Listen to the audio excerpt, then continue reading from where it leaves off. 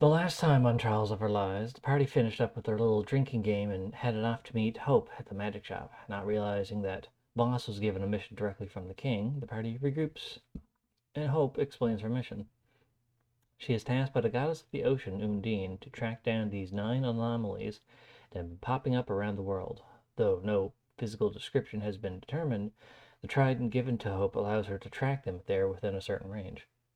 Undine warned Hope that she isn't strong enough to deal with them if they turn out to be a threat, so she must recruit capable people to help her.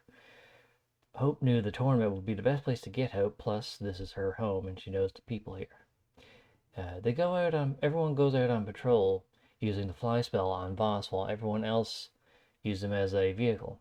Spanning the city was easy enough, and after some uncomfortable close bonding, the Trident begins detecting something near the warehouse district. The party descend down and find some markings on the road that look like someone took a chainsaw or a buzzsaw and hit the ground really hard. Detecting no magic on the markings or the area, the party call it a night and head home. Lev needs to rest for his battle tomorrow. With the championship battle in only a couple hours, the party wake up to some breakfast buffet made by Dula, who is excited for her reward of head pat later. Mirrodin had to explain to his wife why he smelled like an old man and why he came home so late, and Lev creeped on them like a weird brother in one of those animes. After that, the party all head to the arena to watch Lev get his face beat in by the champ. As the arena goes dark and a chiseled tiefling woman jumps down from the audience stands doing a superhero landing, holding a giant Oni club and a massive gore attached to her rope. The woman looks like a tough opponent for once for Lev. The battle starts, and right off the bat, Lev quickly gains control of the fight for several rounds. But the champ has been watching Lev's previous fights and quickly came up with counters for his spells. Not using counter spell. With a burning aura and a truck-like strength, the champ nearly kept her title, but Lev, by just a few close rounds, managed to take the belt, not without serious injury to himself in the process. With the crowd literally going apeshit after watching the battle, the judges all come down to congratulate the new champ and give him his prize of 3,000 gold and a special mask that grants him rogue abilities. After the battle and getting healed up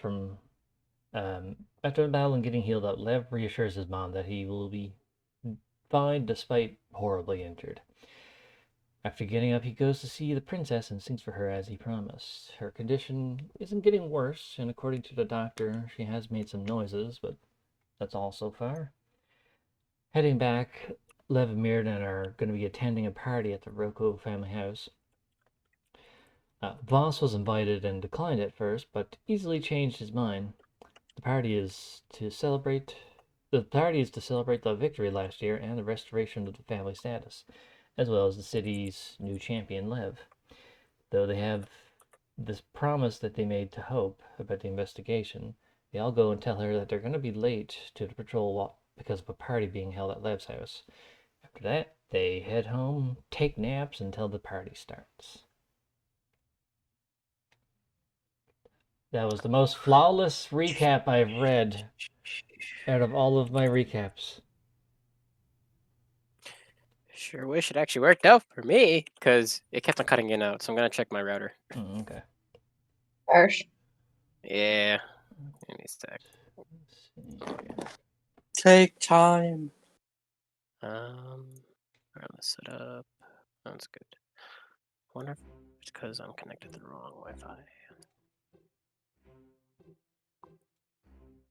That's in the 5. Okay, advanced. 5.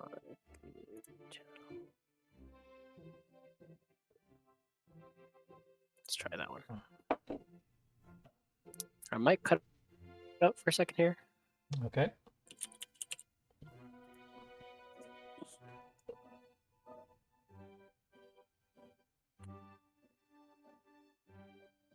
Wait, was that the music I had planned?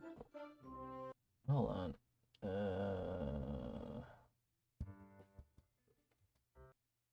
No, this one.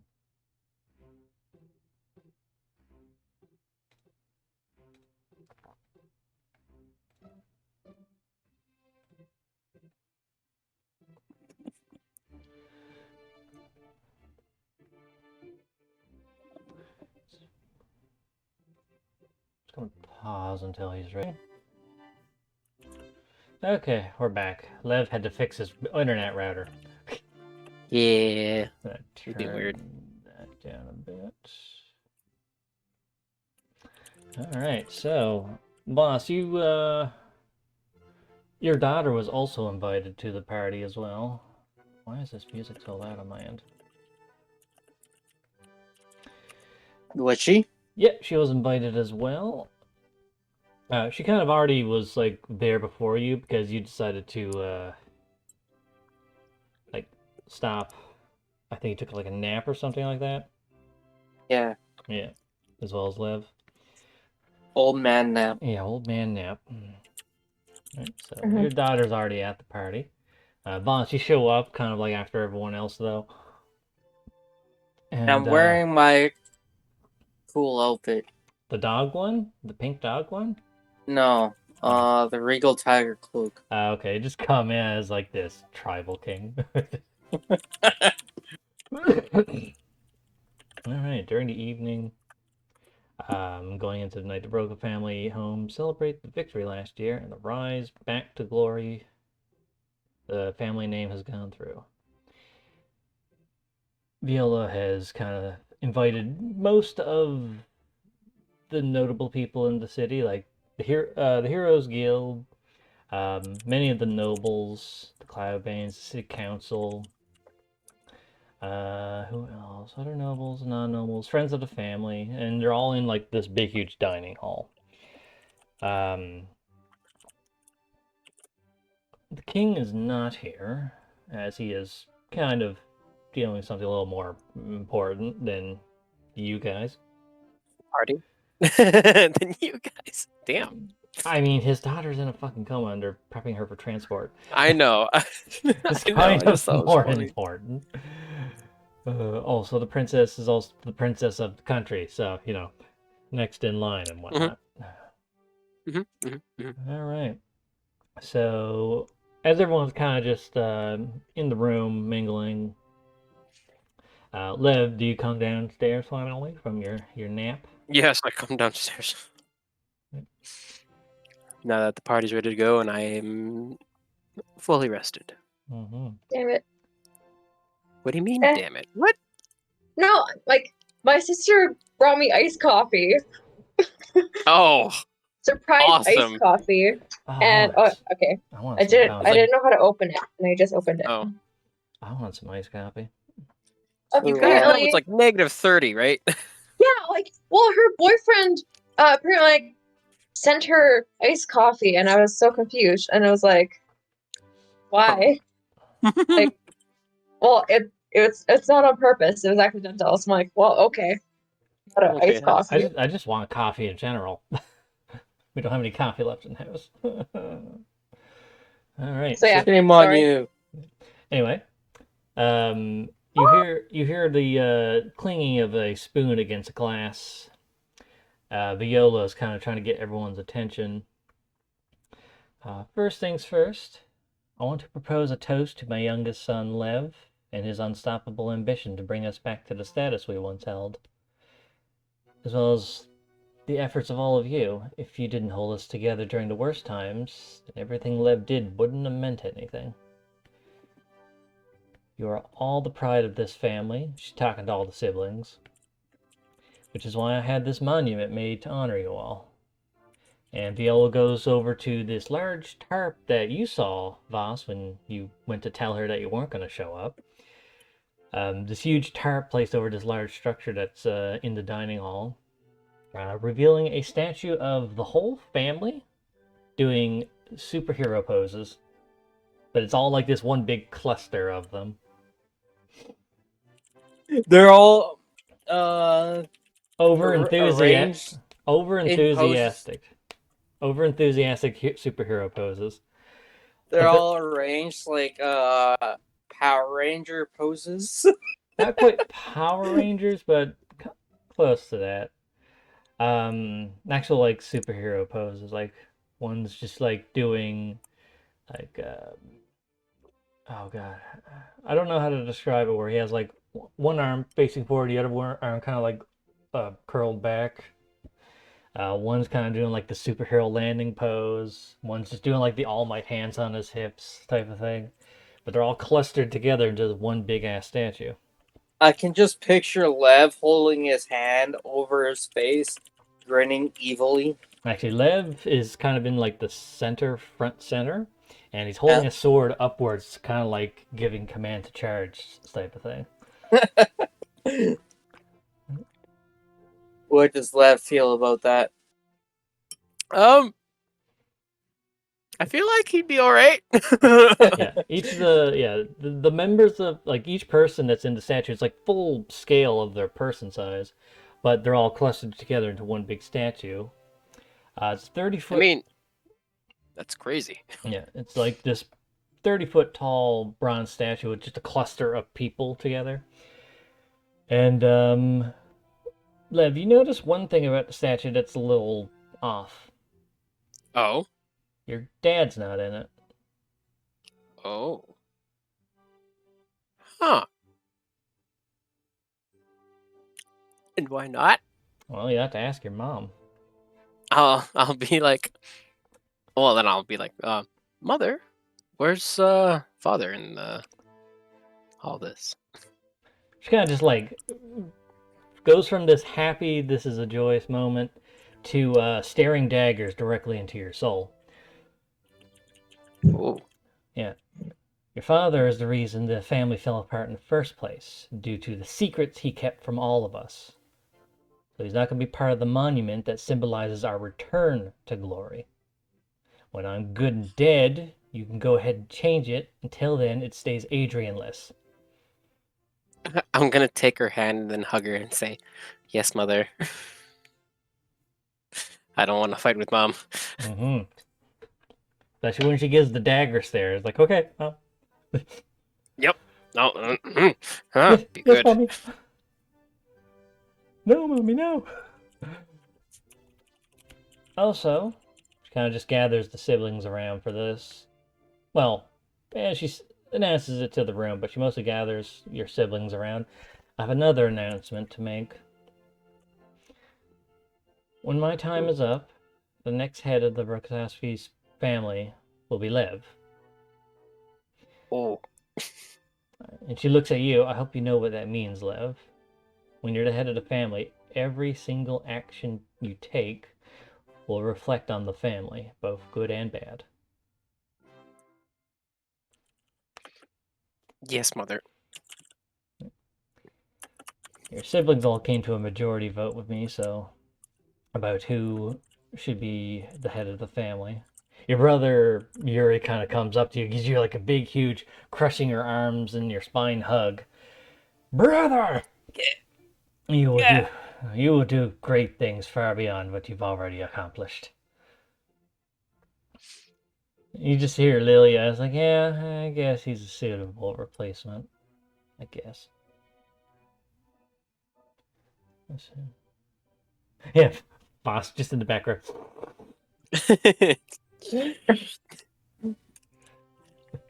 Well, with that, I will open up a can of beer real quick and then he cheers. just grabs a beer, opens it up. Your brother Dima, he's like, yeah, try not to fuck this up like Dad. And then Ivan's like, yeah, what Dima said, douche. Ooh. I think they're a little cross that they didn't make head of the family. Everybody's pretty mad at Dad. Damn. It said majority vote, remember. Yep. Mikhail, Yeah, those two are angry that you made head of the family. I mean, they haven't fucking done shit. Mm-hmm. Well, I mean, like, they help work jobs and stuff like that when everyone was, like, poor. But all of your siblings kind of come around to you and they say their piece. Mikhail comes up to you and says, perhaps when you've established your political presence more, you can prevent wars from happening. So no one ends up like us. And he kind of just, like, gestures to their robotic parts. That is the goal. But then Marco comes upside to that, and he's like, or give us more advanced robotic limbs that shoot lasers and explosions. I'll be like, well, the best offense is a great defense. Yeah, Nadia kind of comes up to you, pats you on the back of the head, just pat pat. I think Lev will do a better job than Dad. Thanks, sister. Yeah. Vitalia comes up to you, just right in your face, grabs your cheeks and squishes them. Hot chocolate cafe. Cafe Rocco. Okay, She I'll see what I can do. Yeah, she turns around, looks at Louie, and gives her a thumbs up, and Louie's like, yeah! Also, Ruby and Louie are here. Mhm. Yeah. Louie's got this adorable little, like, fancy dress on instead of her anime dress that she had at the festival. She looks like a little princess. Duh.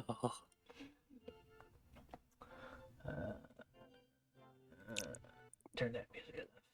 I'm gonna put my other music on. I like this one more.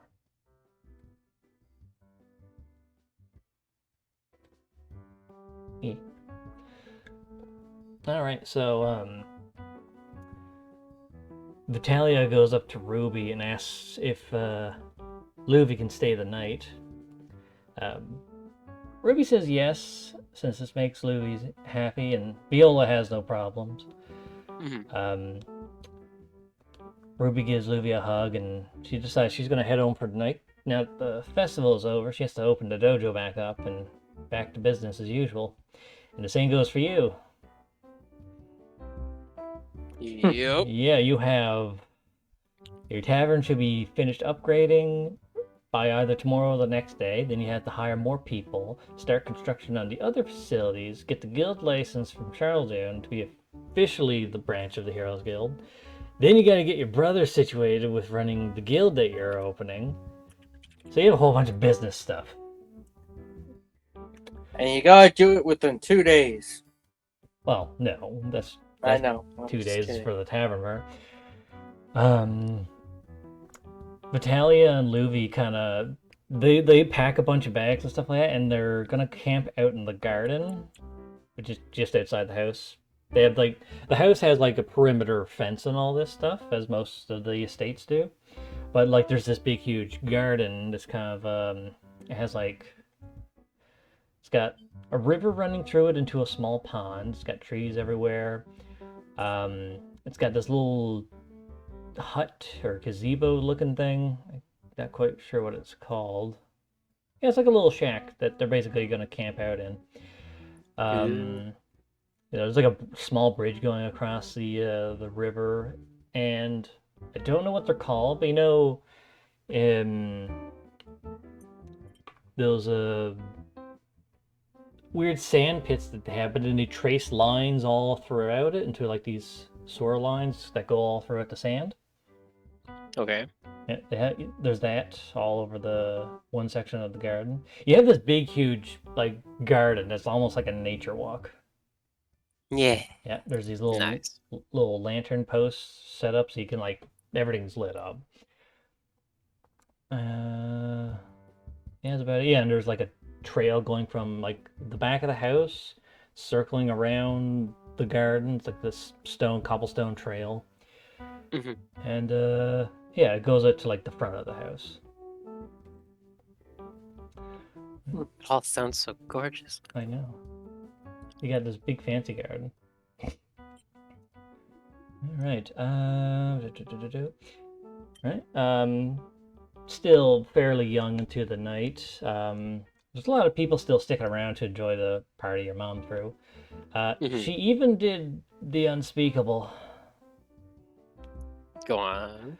She found some potential marriage proposals for you, but not just for you, the other siblings as well. So there's like a whole bunch. You see all like your other siblings kind of flirting with people in the room. Right. Meanwhile, she's trying to introduce you to several women. Actually, she is. She kind of pushes you in front of 5 women that she's gathered together.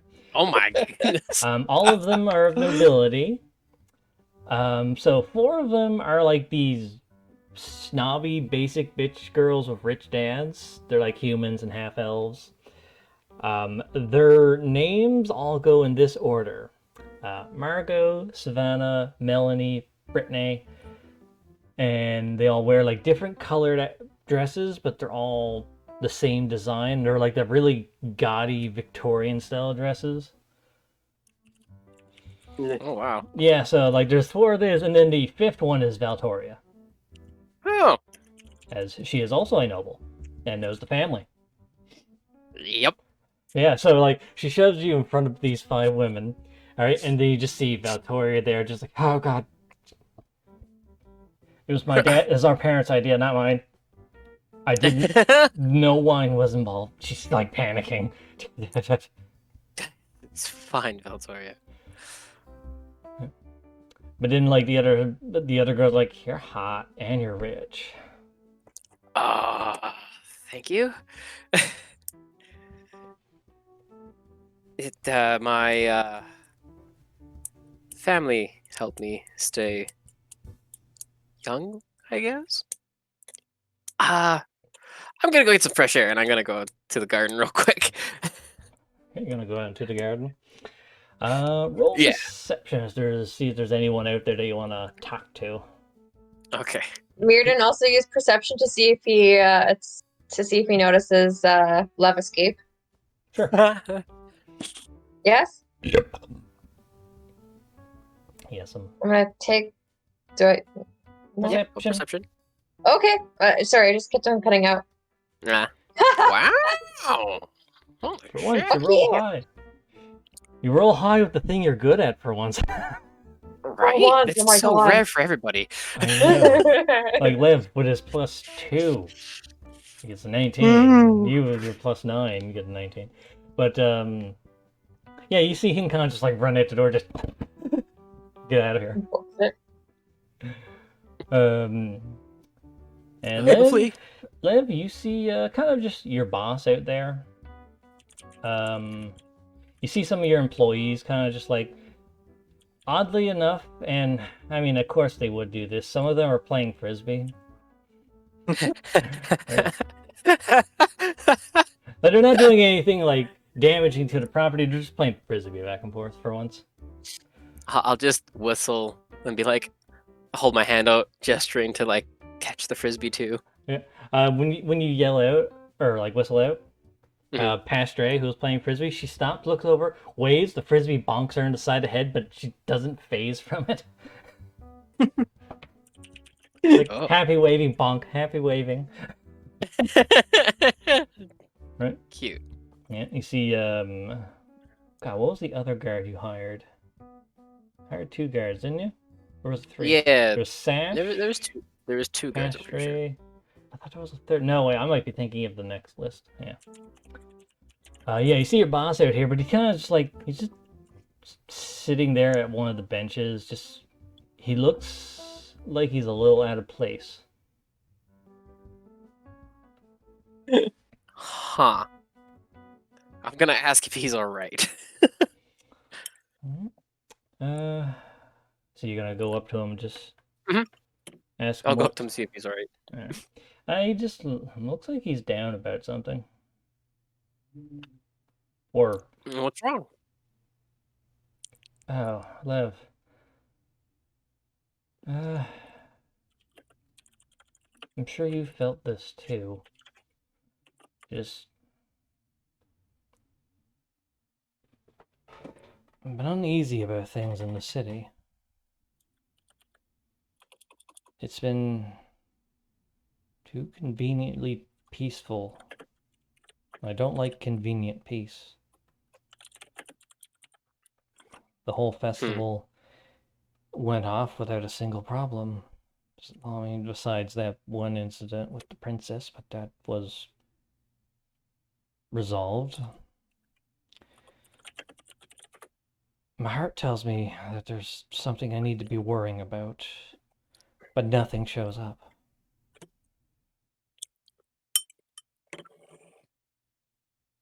Thinking perhaps it's time I retired. Start looking for a new guildmaster to take my place. And as much as I think you're overqualified, you can't run all of these things at once. No, that would be rather difficult. Yeah, hiring someone to do it for you defeats the purpose of me making you the guildmaster in the first place. So you can't run your own guild and the main branch, so you do you and build your empire. I'll take care of where everything started. He sounds just exhausted as he talks about how he feels. Huh. Well, even if I can't run all of these, I can still play a hand in each of them. You don't like the fact that he's getting old is unfortunate, and he might always be able to take care of everything, but we do have others that are qualified to step up, and then they won't have to do it alone. I know, that's what the guild is for. We're not alone when we do this, but I feel it's my time to lay down the sword for a bit. Anyway, I should get going. Bedtime comes much earlier when you're my age. He gets up and gives you a bow. Right? He's got the cane and all that. Gives you the bow. Well, see you tomorrow. Tally ho. See you tomorrow. Tally ho. He is the only person that says that besides Loon when he punches things. Mm-hmm. No, I know. That's why I wanted to say it back to him. Yeah. I mean, like, Plus Ultra was what that thing is based off of, and everyone else says that, but no one says Tally Ho except Loon and this guy, apparently. It was like that's what Lev notices. Like, those two are the only ones that actually say that. No one else says that, even though they're all like gung ho, full blast attack. They don't go Tally Ho. Anyway, the night goes on, and people are heading home. Luvi and Vitalia are having a camping trip in the garden. You see them like kind of setting up this little campground.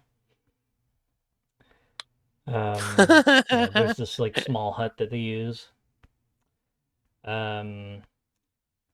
Getting close to like midnight. It's not midnight yet. It's like a little after 11.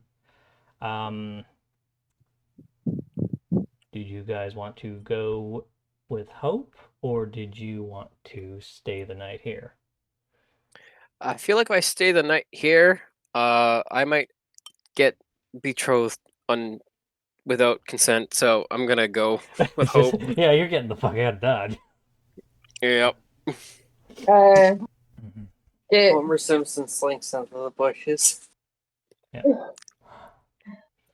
Is Love gonna drag Mirrodin with him? Yeah. It's like You're my excuse. Yeah. What are you Liv- talking about? yeah. I need you. Liv just sinks into the bushes, and then you just see like a hand reach out of the bushes, grab Mirrodin. It's like, wait, no. You just get spirited away. Yeah. Goes up, picks him up over his shoulders, like, okay, we're going. We need to go. We need to go. We need to go. Right? And Voss, you don't have a choice. Mirrodin is like oblivious to like all of like Lev's problems because like he's just happy at the party, completely content being not in the spotlight. So Okay. Yeah, for the most part, you and Lily are kind of just like, you're off to the side, just like drinking whatever they have there at the tables, eating the desserts. They have like just a fucking array of desserts.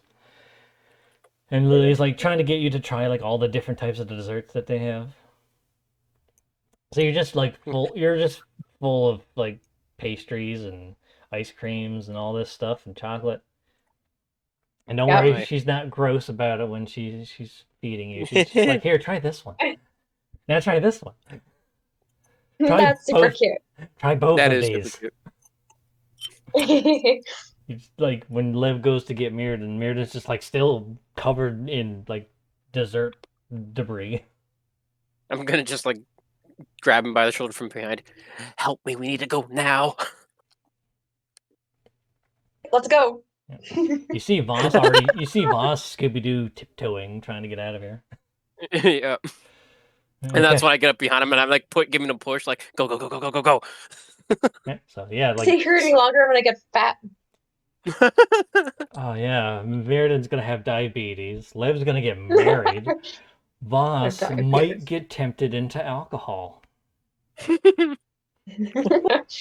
Mm-hmm. All right. So, as you're leaving and escaping from your home, you run into Hope on the way to the magic shop. She's already on the patrol. I was like, "Oh, you finally showed up." Yeah, sorry, I tried to get out of there faster, but I got blocked by 5 women. 6 if you include my mother. Kind of tilts her head like he couldn't handle 6 women. My God.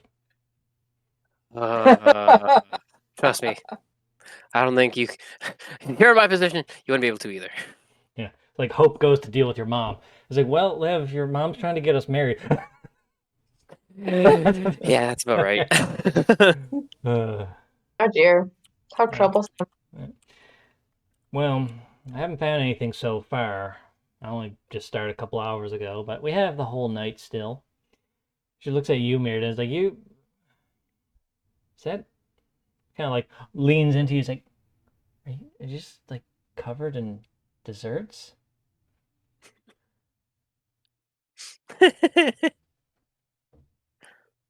You just got like crumbs in your clothes and all that. There's like icing and stuff like that on your face still.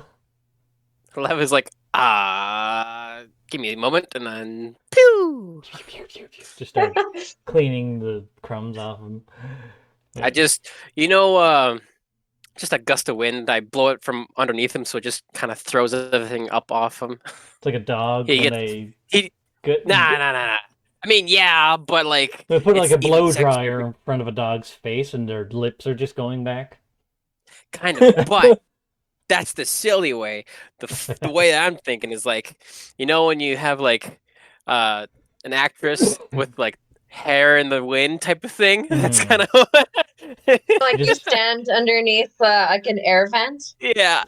or you stand Exactly stand that. on top of an air vent. Sorry. And on top, yeah, no, I know what you meant, but Yeah. yeah, that's what I'm like. So you make his hair blow in the wind, but as the clouds in the sky clear and the light from the stars and the moon kind of sparkle in the background behind Mirrodin, he looks majestic.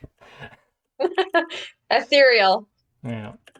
I'm just gonna stare at this, wondering what the fuck's going on. It was like Voss was just standing there at a place like, I'm just happy to be involved. Yeah.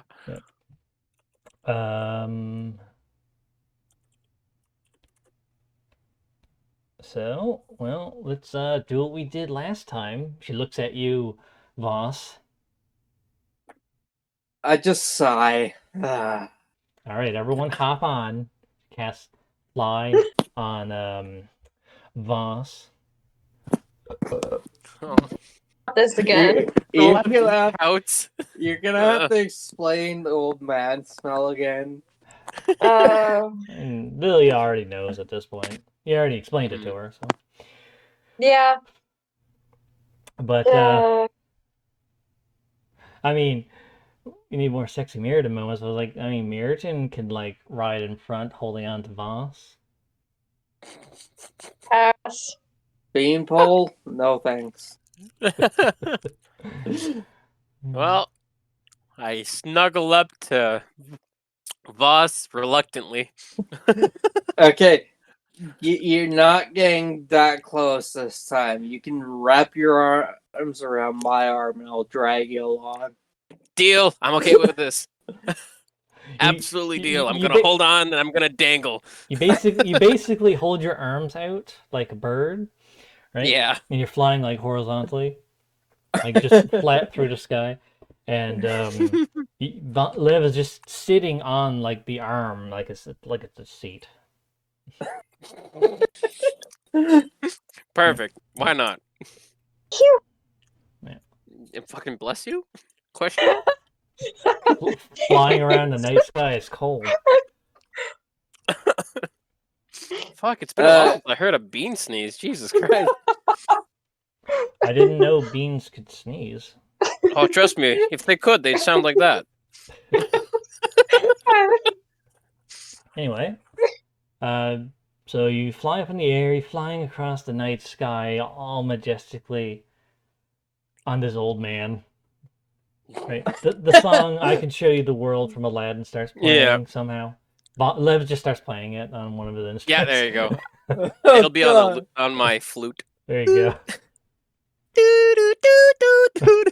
If I had access to, like, not this awkward position, I'd break your flute right now. This is not a good timing. Yeah. Anyway, you go on patrol for about 3 hours into the night, and nothing happens.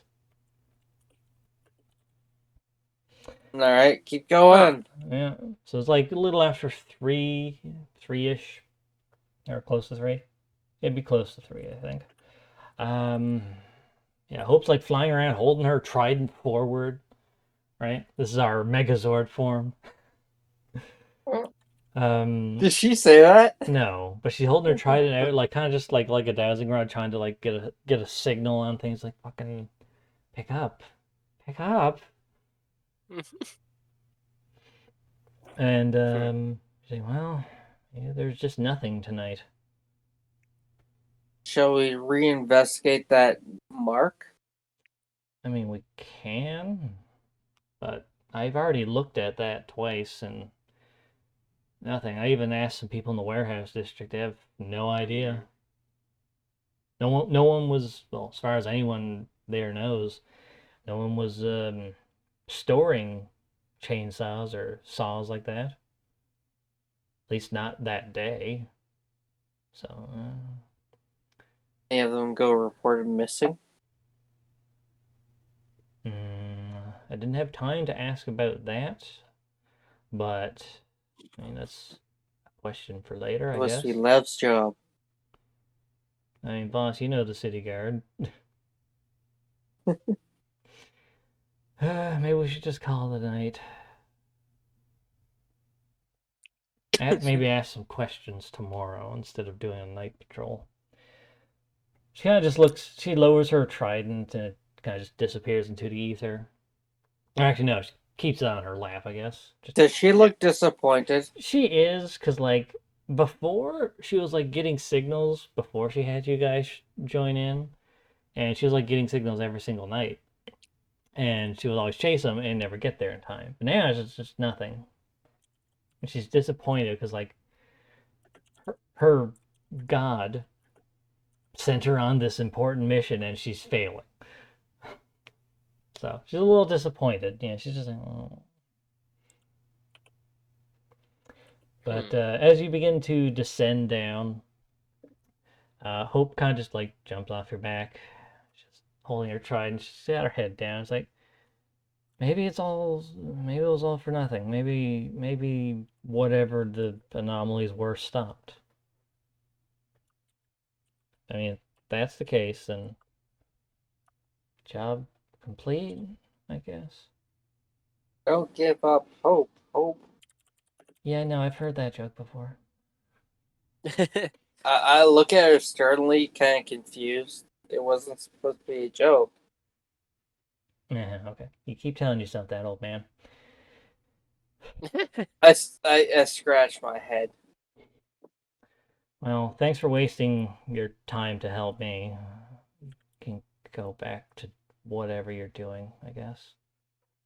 It's been 2 nights. I think we should try a few more nights at the very least. I mean, we did get something on the first night. Just because nothing happened on the second night doesn't mean it's completely gone. I mean, if you want, I'm not going to make you do it. And boss... Although, I kind of got a mission from yeah, king, but I mean, so. if this isn't going anywhere, you can just tell the king that, mission over. Just false alarm, I guess.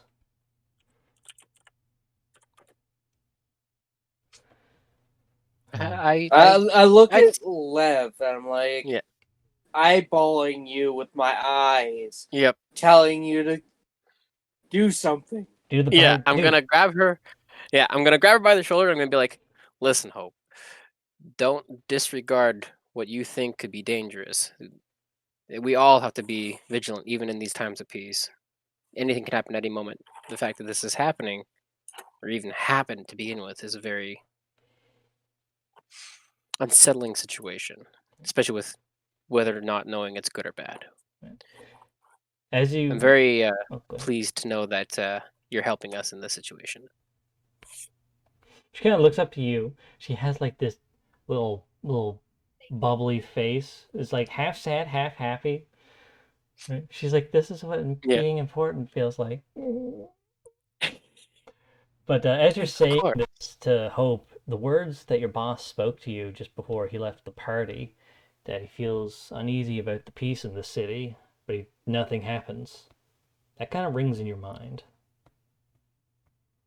Like he was already getting the feeling that something's Hmm. wrong, but nothing was Yeah, happening from it, and that makes it more concerning. yeah. Nah, we're getting all these signs. Yeah. Something ain't right. Hope's like, well, I don't really know where to go from here. Like the trident's supposed to tell me where it is when it appears, but like I don't really know what to do from there. There's no way to know what we have to do from there. All we can do is keep going out every night and maybe just do a perimeter of the city. You're gonna be tired a lot during the day. Don't you guys have like busy lives? The lives of the city are more important than my sleep. Yeah, I'm pretty sure people die from lack of sleep. Oh, I'll find sleep. All right, we can try again tomorrow night. Does Hope look really tired? She looks more She even sleep during the day? for the most part, she's like a I don't wake up in the morning type person. Ah, Um, yeah, but at the same time, she looks more like just like given up and tired of like just nothing happening, no results. Like even when she was getting signals, like she never got anywhere with it. So like she's more just disappointed that nothing is working.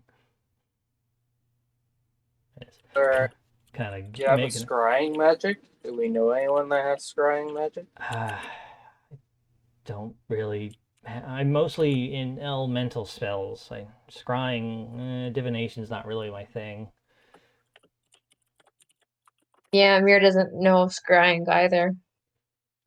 I We could check do at the not. cathedral, see if anybody there knows it.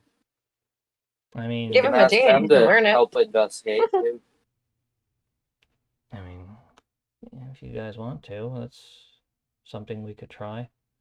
But Oh, scrying, from what I know, is in order to scry, in order to use scrying to watch someone from a distance, you need to know what it is and who it is in order to actually scry on them. If you do not know what it is, you can't even cast the spell on it. Yeah, you can't just cast scrying and just Mhm. see whatever it is. You need to know about it beforehand. I just know that there's some anomaly. I don't even know if it's a being. It could be just like a disruption in the fabric of space time, for all I know. Mm. I mean, that would be a severe threat because if that broke and got out of hand, it could suck this world into a pocket dimension. Everyone would die instantly. But I mean, we haven't had anything like that happen, so I don't think it's that. Yeah. Right. Cosmic Omen. Can't he use that? Um, what does Cosmic Omen do? Let me. Uh. eh, eh, uh, Click thing? no, wrong thing. Click click. Wrong thing. Okay, hold on. Pick. All right. Alright, when you say so, you learn to use your star map to divine the will of the cosmos. Whenever you finish a long rest, you can select your star map for omens. When you do so, roll a die until you finish your next long rest. You gain access to special Oh. reaction based on whether you rolled an even or odd number. Sorry. Some disco music starts playing.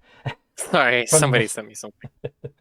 Yeah, that's basically like a type of bardic inspiration almost. Yeah. Hmm. Yeah, you can either add to someone's roll using your reaction, or subtract from someone's roll using your reaction, depending on what you rolled. That's true. Yeah, I thought I had something where like Mirrodin could see like I thought it was a spell that he had that he could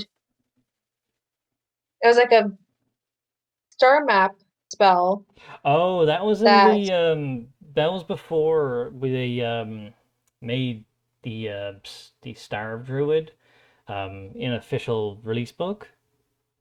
okay. Because before it was Unearthed Arcana series, and then they finalized it, I think, with the Tasha's Cauldron of Everything book, Okay. right? And then they changed how a lot of the subclasses got changed. Voss's subclass got changed as well.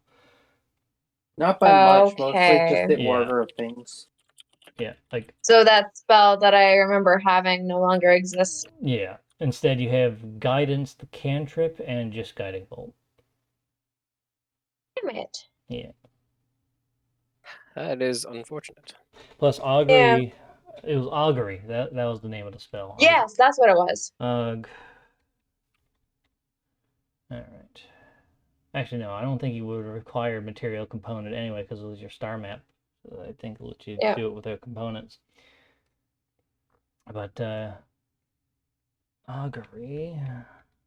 It's a low-level divination spell. Yeah, that's the one I was thinking of. All right.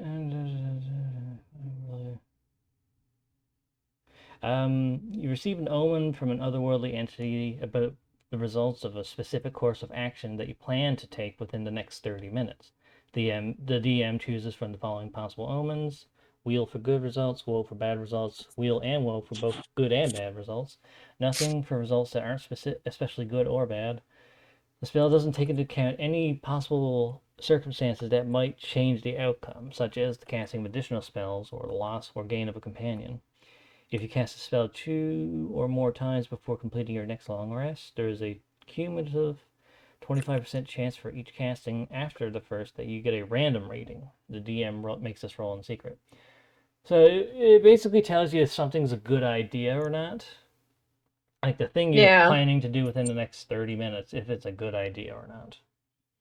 Go home and sleep. Good idea, bad idea. It's like, bad idea. Well, I guess I'm not sleeping tonight.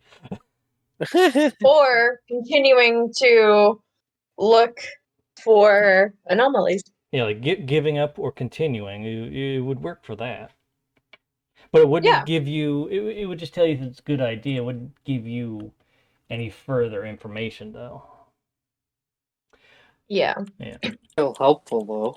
Yeah. Oh, yeah. It's helpful. Or like, you're in a situation, it's like, I don't know where I should go, what I'm supposed to do. There's like 5 different paths. You cast a spell, it's like, oh, this way. Anyway. Well. But yeah, Mirrodin doesn't have it. Fine. Yeah. Hope agrees to continue doing patrols, and maybe you guys should ask some questions in the morning when you have time or during the day. So she kind of sends you all on to go do whatever it is you plan to do for the rest of the night. You kind of slept during the evening or afternoon, Liv, so your sleep schedule is a little borked. Yeah. But Well, the moment you part ways, Hope's trident immediately goes off, like, I don't know, like, it's going off in multiple directions, and she's like, just do it at once. And she oh boy. yeah. Her arm is like flailing around. She's like, it's like a garden hose that like you built up the pressure and then it starts flailing around. That's the way her trident is right now. She's trying to like hold it in place. There's 2 signals at once, one in the market district and one in the nobility district. I'm gonna run to Nobility District because that's close to my house. I grab onto Hope and say, "Dimensional door away." I was like, what? Well, when we get closer, the dimension door has a range. How heavy is Hope? You could pick her up with you pick her up like a child. She's 5'1". She's noodle arms. Okay, I pick her up like a child and start running towards the direction. Yeah. So you and Hope are gonna go to the market district. Yeah. And Lev, you're going to nobility? Yeah, Nobility. What's Mirrodin gonna do? Oh, he's gonna run after Well, Lev. he's gonna run after 11 and just yell at him. It's like, idiot, don't run, just run off into danger. Okay, good. I was hoping you'd actually split the party. Because I wrote it Cool. the other day. I was like, I mean, what if they split the party? I was like, oh, okay, I could just write it for both. Yeah, no, that's definitely focus on family location. It's like, oh, you just hear about bad things that isn't happening. You're like, that's not ominous. Super ominous. What's a good one? The same way holding hands is basically intercourse. What?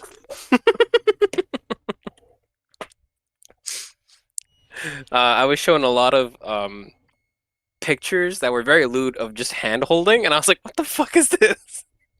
Oh god, have you seen anything on Helltaker?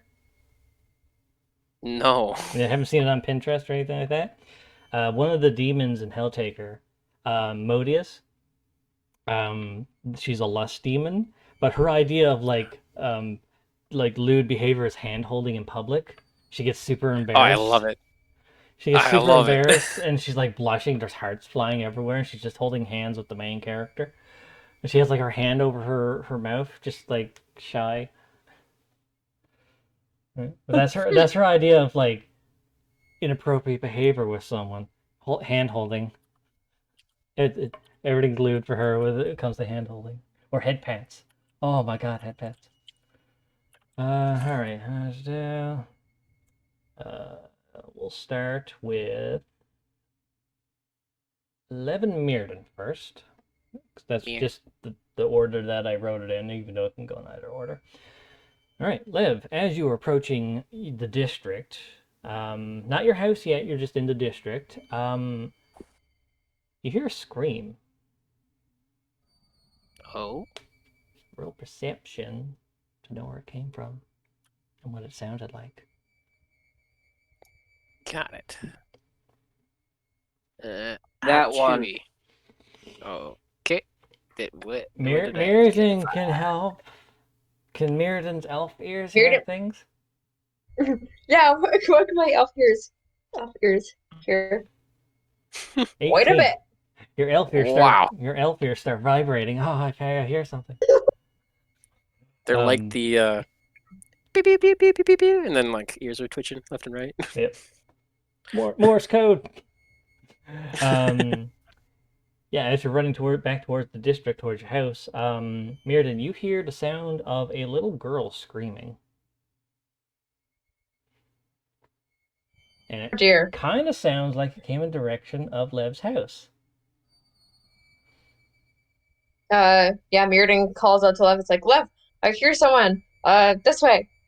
And then he takes off towards the sound of the little girl. Yeah, it sounds like it's coming from Lev's house. So Lev's already going in that direction. Sprinting. Oh, okay. Yeah.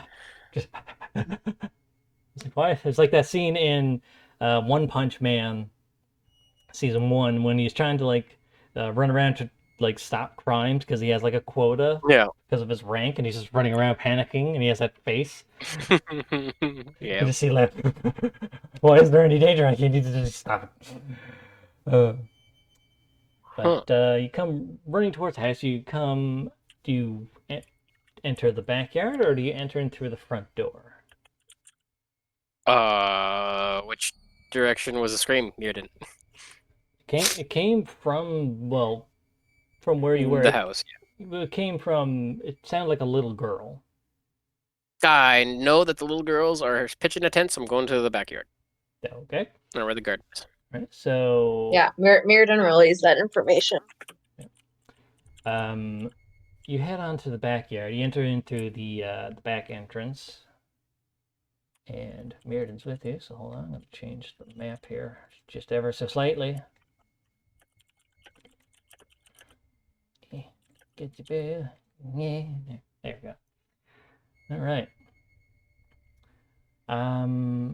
As you're entering the backyard, you see the lights, the little lampposts that are set up throughout the garden is all snuffed out. It's pure darkness.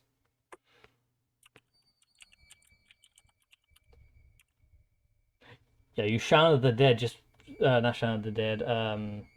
Hot Fuzz, the fat Yeah. one, when he's trying to jump the Yeah. fence like his partner, he just runs through the fence. No, he goes over the fence like his partner. And yeah, it's just pure darkness. Can Mirrodin see anything with the? Your dark vision allows you to see up to 60 feet, but everything's in shades of gray. Okay. So there's no light sources here at all. All the lights are out. And the house lights are out because everyone's gone to bed at this point. But you do see the back door opened. Hmm. Yeah. But also by the river, by like the pond, like little shoreline to the pond. You see the water to the pond, which is normally fairly still or slowly moving, kind of all wavy and roughly, like something had moved in it. Mm-hmm. So the back door to the house is open, and the pond looks like it had movement. Who wants to do what? I'll be going to the pond. Okay, what does Mirrodin do? Yeah, Mirrodin will go to the back door of the house. Okay. Mirrodin, as you go to the back door, you go inside. The lights are all off. You hear noises from like the other rooms, but like everything's dark and people are fumbling around, right? But you hear a really panicked panting to your side. So someone is hiding. No, someone is sitting on the ground right behind the wall, next to the door. You look down and you see Luvi. She's just like sitting there, like holding her head, rocking back and forth. And she's covered in something. Mirrodin kind of like kneels down in front of her, and trying to be like as non-threatening as possible. He like kind of lowers his voice and asks her what happened. You just hear her repeating, "I don't know, I don't know, I don't know, I don't know, I know." She's like broken in this loop. As you get closer, you notice her like skin's covered in something, but it's in shades of gray, so you can't really see what it is. And Mirrodin like kind of like maybe touch her foot or like a part of her clothing, like to kind of like take a bit of it like on his fingers to like feel and maybe see what it is. As you put your hand on her, where you see like this stuff that's covered her, in your dark vision, it's this darkened substance. It's wet, but you can't see a color to it. Everything is pitch black right now. So can Mirrodin like, is it slimy? Is it sticky? It's thick. Thick. Can Mirrodin taste it? Roll Oh, no. a survival check. Dear. 14. Kind of just like give it a sniff. Smells weird. Also smells like pond water too. Like you give it a lick. And you swish it around on your tongue, just a little dab, not like Yeah, right? yeah. Because Mirrodin's not Lilia. Mirrodin's not an idiot. Mirrodin's not a freak. Yeah, you give it like a little dab, kind of try to recognize, and then you realize this is blood. She's covered in blood, but she doesn't seem injured.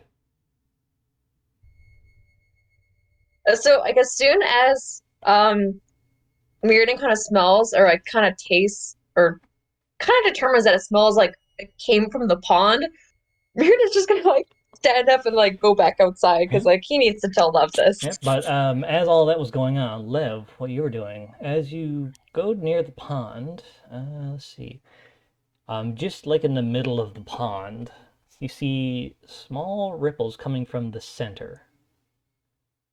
And you see it's dark, so you're going to roll another perception for this one. I'll turn my sunblade on. So I'm actually gonna dual wield right now. Yeah, okay. I'm gonna have the sunblade in my left hand, and my right hand's gonna have my rapier. Yeah, I'm gonna use the sunblade as a torch. Yeah, okay. And yeah, perception. I mean, you could use it as both, really. I do, but I'm better if I just use it as a torch, because if it's in the water, then it might go out. Yeah. And yeah, because if you dual wield, you don't get your +2 from dueling. The fighting style that you took. Right. Yeah. Yeah, you just.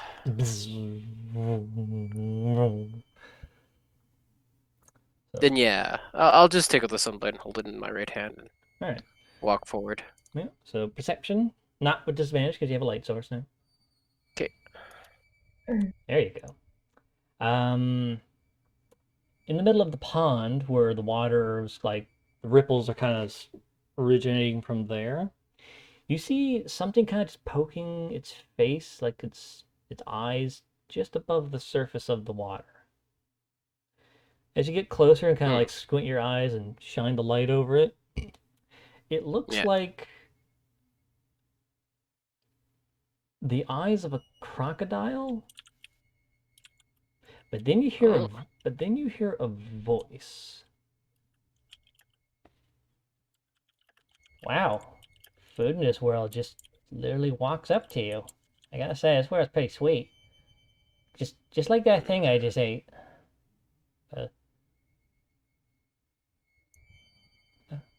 No, it was more crunchy than sweet. With that, how far away is it from me? From you, you're standing like right at the edge of the water, basically. Yeah. And you're looking at it in the pond, so from where you are, you'll be about 20 feet out. But it's like in the middle of the pond where it's deepest. So like, if you were to walk out there, you'd be going into the water, so fighting would be difficult. Yeah. Yeah. So it's 20 feet away? Yeah, 20 feet away, but also pretty much completely submerged underwater too. Yeah. And it said something to me, which I...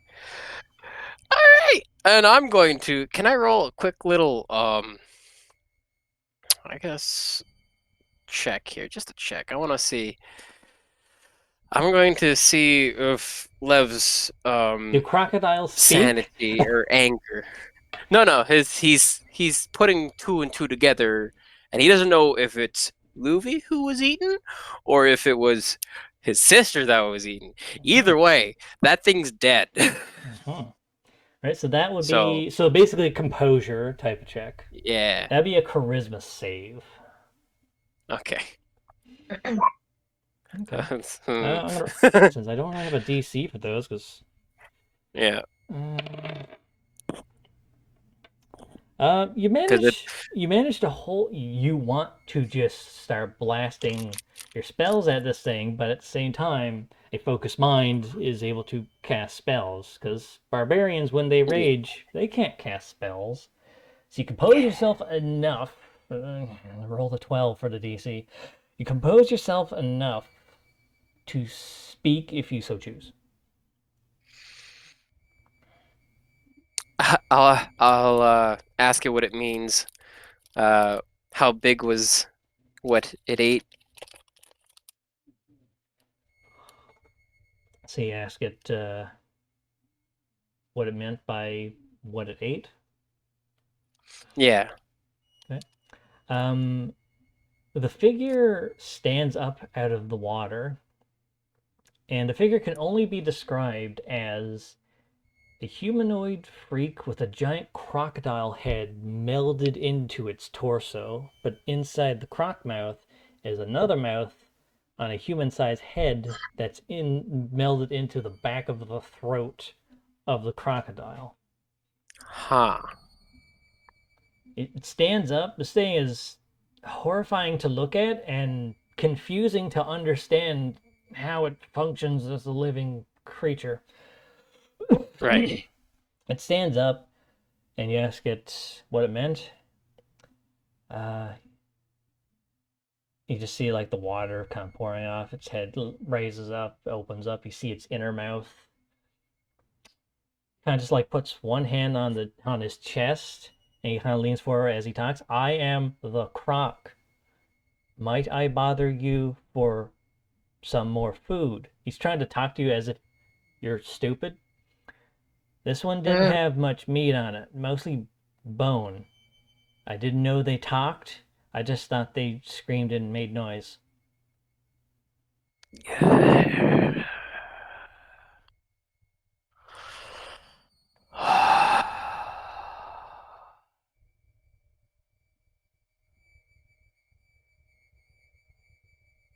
kind of just looking at you like, tilt. Alrighty, synaptic shock. Hold on. The DC was a 5. So you managed to hold yourself together. It's speaking to you, and it's being polite despite circumstances. And you don't know who was eating yet. Damn it. Ooh. Because this is all happening as Smearden's like in the house, like trying to figure out what's going on. What did you eat? Was it something like me? And I'm gonna start trying to kind of mocking it because it thinks I'm being stupid or I can't communicate. Well, I mean, you're you. You're not the thing I ate. So, like, you're two different things, aren't you? What are you anyway? Human. There are two other humans, smaller, and I used my hand to show how tall they were and what they looked like. Oh, hold on. He kind of reaches down the water. He's just like fishing something out. He pulls up, reaches down to the bottom of the pond, and pulls out an upper torso with one arm and the head still remaining. And it's Vitalia's mangled corpse. And hold on. I'm going to reveal what this creature looks like because I have a picture. And it is glorious to look at. My heart's beating because like I made this fucking scenario. It feels so good. You see this holding half of your sister. Yeah, that's getting a big old synaptic shock. Yeah, so you cast. Static. So the moment like it answers you and shows you your sister, or what's left of her. Let's move these. Cast synaptic shock. It's intelligence save.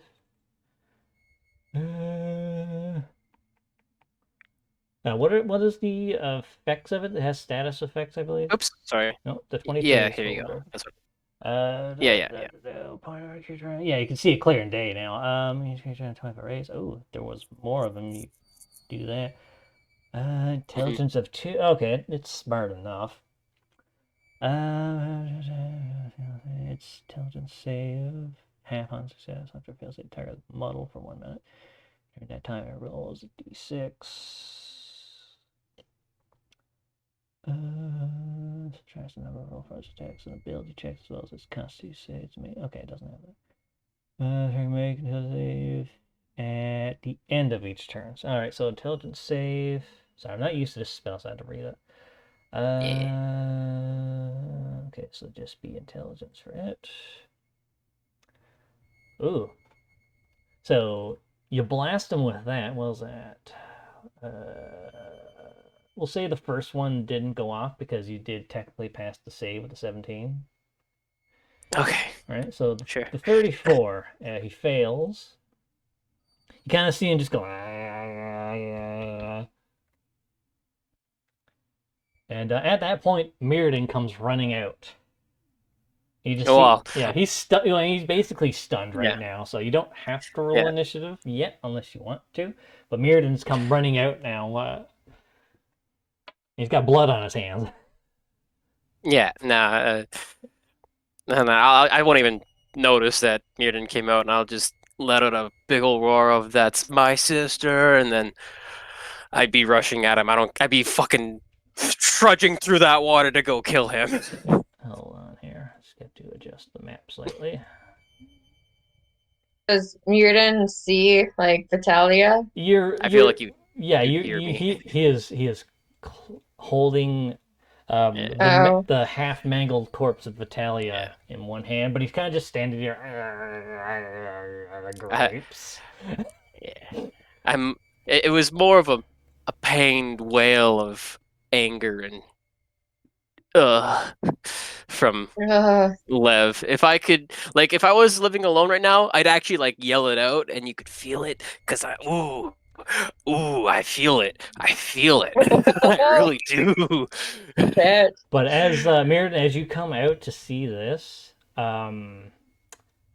we will scene transition to Voss and Hope. Oh, this is a gorgeous garden. Why do you gotta give me a gorgeous garden and then kill my sister? It's like, hey, do you like this? Do you like this thing? It costs your sister. Yeah. All right, so we're gonna jump to when Voss and Hope, since we split the party and we're doing this thing I want to try.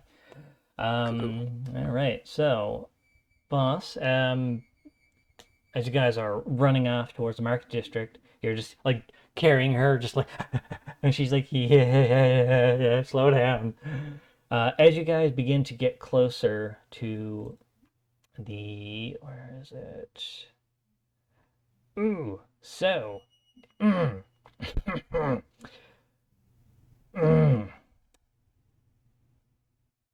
She doesn't have Dimension Door prepared for today. So you guys run there. However, the signal is still going off. Because that's what I wrote. As you get closer to the market district, you begin hearing screams by the fucking hordes and noises, but eventually just silence. And hold on here. Just gotta move some of these sheets around. I got so many things. Well, not that many things, but just gotta arrange them so they're neat and out of my way.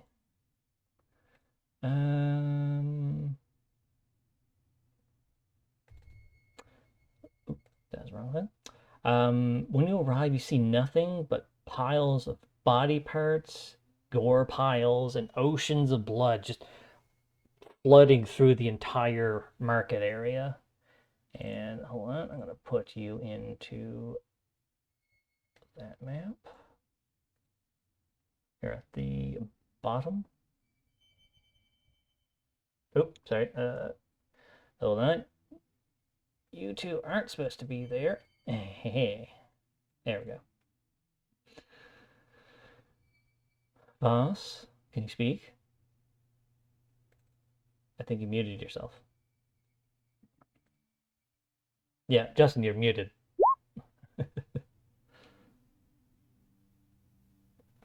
Dear. Yes, I'm back. Oh, okay. Oh, fuck. Yeah, so you come to the market district and you just see this.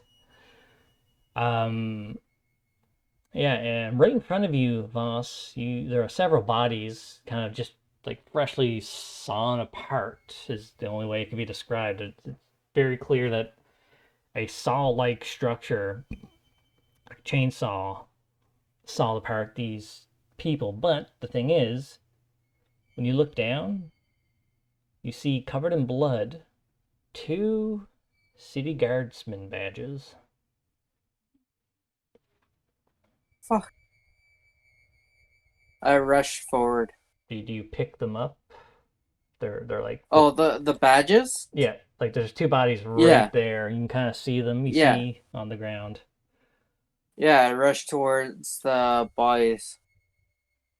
You see the badges, and immediately, because you've worked with these people for like years in the past and the last year straight now. These are Laszlo and Scorvas, a gold and red scale dragonborns. They were city guardsmen. It seems that they responded quickly and got here first. They were probably going to be like the morning like guards for the district. Yeah. As what you're looking at is this is around the time when a lot of the merchants would be like opening up their stalls since everything was closed down for a few days. Everyone got here early to start opening things up, getting ready for business. Um, there are other bodies around too, but you don't really recognize any of them. You don't personally know them, but they were probably just merchants getting ready. At the back end, you just see like the massive fucking mounds of body parts, gore, an ocean of blood, just covering the whole area. Um, my hands are in fists. Right now, I'm holding back, going into rage at the moment. My veins are like bulging from my skin. Remember, when you want to use rage, you have to ask the mask what its desires are, or else you can't gain control of it. But there's nothing to really target, so your rage would just end. uh, yeah, looking at the amount of just body parts that are here, this must be most of, if not all of the people that generally work in the market district. So that's not really good for the economy if there's no merchants left to sell things. Um, roll investigation, I guess now. Thing, Hope well as well. Okay, never mind. yes. You finally got a high roll or a decent roll. Yeah, you see markings all over the ground, everywhere, on the buildings, on the market stalls, everywhere. It looks like chainsaw marks. The way the bodies were killed looks like from the same thing. You notice a few odd patterns that are going from one building to the next on the left side of like the district. Going from one Like it came from the left, or is no, going to the left? it's on all of it. All of the markings, the weird patterns that you're seeing is all on the left side, from one building to the next, to the next, to the next, going towards the north. All right. Right? Or coming from the north. It's hard to say, but going from one building to another is a humanoid shape that looks like it just walked through the walls, but it sawed its own shape through the wall as it walked. So it's a perfect like cutting out cookies, but it's a humanoid shape. Like it's surrounded by chainsaws and circular saws and buzz saws and all that. Jesus. That's what the shape in each building looks like. I'm heading off to follow the Yeah. cat marks. Yeah. Hope is like wandering around. She's like holding her trident out. It is like going ape shit. She's like going towards this way, towards the left. It's like, boss, whatever is here is still here. It's in one of these buildings. But because she has two signals, her trident's kind of swaying around a lot, so she can't get a perfect location. What was the name of the that was the name of the person in the mask? Did it give me a name? I did not. You just call him Mask. That's what he told you to call him. Alright, mask. Yes, Voss. I'll need to go in a rage here pretty quick. Do you have a target? Whatever's this thing is my target. And why do you want my power against it? Because it destroyed my friends from the guard. So the rest of the civilians that were butchered mean nothing? They do mean something, just not as much at the moment. So the I saw those people, two bodies first, and my face kind of went, or my eyes kind of went tunnel vision. I'm literally holding back rage just from those two right now. so the people you're sworn to protect mean less than those you protect them with.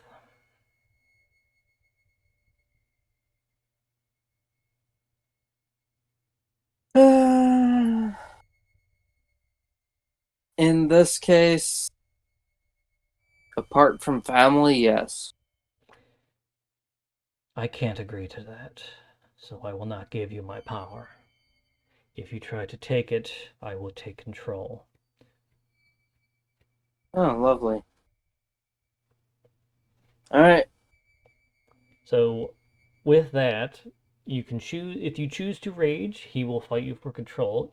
If you choose not to rage, you have control of yourself, but you just don't have your rage abilities. That is the cursed effect of the cursed item. Okay. Yeah. So if you want control of yourself, if you don't have agreements with the mask, then you simply can't. Well, I mean, you could if you passed a wisdom save, which you're terrible at. So Hope is kind of like zeroing in on this building towards this pile of stuff right here. Just following that then. Yeah. So she looks to you as like you kind of spaced out for a minute. You all right? My mask is disagreeing with me. Oh, great timing. So she's like getting closer, and yeah, her trident begins to zero in on the signal. It's inside the building, Okay, right? as we're going forward, I'm gonna ready an action to attack whatever pops up. Okay. As you get closer to the door, you hear the sound of a legion of chainsaws all at the same time. As if an entire military force, all wielding chainsaws, rev them all at once. That's what. I'm gonna push Hope out of the way. Okay. She has no way of defending. She's like, I kind of meant like to the side or uh to the back. this way. Okay. She's like, that way. Um, you begin to see a humanoid shape slowly just sawing its way through the front door of the building that you're looking at. Just and coming out of it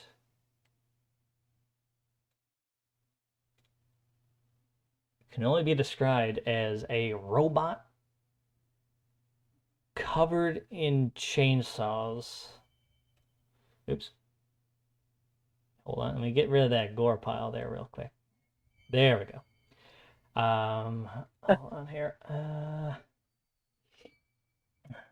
Yeah, you see a humanoid Jesus. mechanical figure with a literal body covered in chainsaws, circular saws, and one big chainsaw in the center of its body. It's kind of like locked into vertically through its torso. but it's all of the saws on its body are active. And as it comes out, it says this: initiate social protocols. I am the saw. Pleased to meet you. Need more body mass to complete objective. He looks at yours, eyes you up and down. Yours will do. And this is what this mechanical chainsaw fucking freak of nature looks like. Holy fuck. Boy. Hey, maybe you should grapple it. Yikes. All right, and you said you It's made of metal, right? yeah, and no bar to Then do. I'm gonna throw You're gonna use the lightning javelin. javelin of lightning at it. Okay, so roll to hit. You do need to. Yeah, when you're holding an action, you do have to state exactly what thing you're gonna attack it with beforehand. But for this, I'll allow it. All right, 16. That. Let's see here. Please hit. Ooh.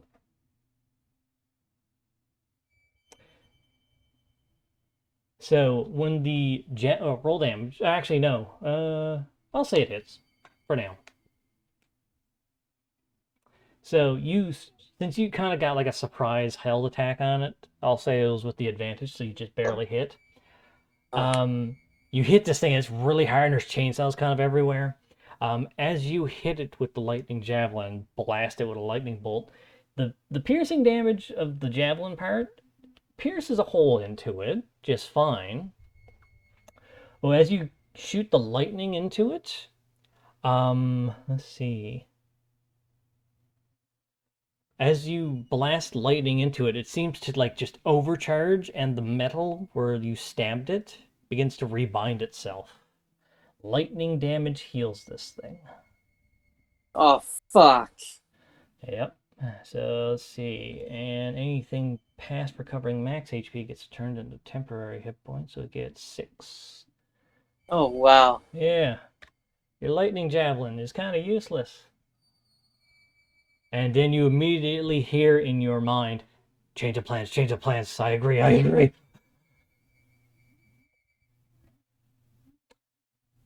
And what we're going to do is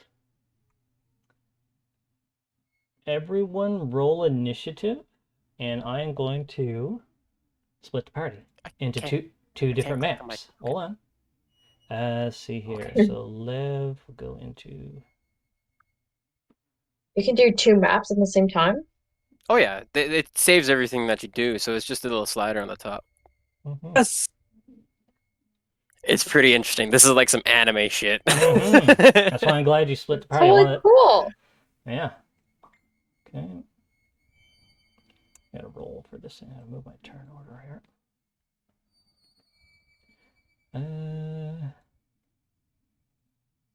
Alright, give me a sec. Click, and initiative. Yeah, so everything's gonna be one big battle. Cool. Hope. Gonna do some Ennis Lobby arc shit. Actually, no, that's if everyone got separated. Kind of in groups, so. Well, I have to go back to the other map so the Croc can get his initiative.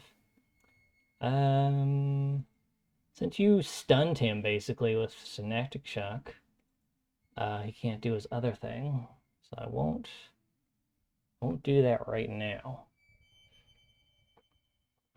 Okay, so Voss, Mirrodin, Hope. Oh. Alright. First things first is Voss, and I'm going to turn some battle music here. And we're going to go to an oldie but a goodie. I think this boss music, the Oh Fuck We Screwed song. Yes. Yes. Oh, I like that song. Alright. I'm going to be switching maps like crazy on my side. Alright, so... Yeah, it's good. Mirrodin and Lev are right next to each other, so when I do their turns, it's all on one side. Yeah. Yeah. So I'm going into rage. Okay. It said that it will agree to this. So Yes. as you go into rage, you turn into Venom mode and you become one size bigger. And your body melds, like all of the stuff on your body melds in. You don't have your shield, so down where your equipment is, unequip your Yeah. click off your shield with the check mark, right? And then click on the bonus AC thing that I put there right above it. Yeah. Yeah.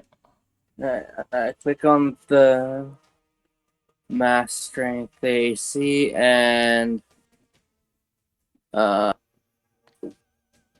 the shield? It's on the top of your equipment list, and just click the check mark. It should unequip it.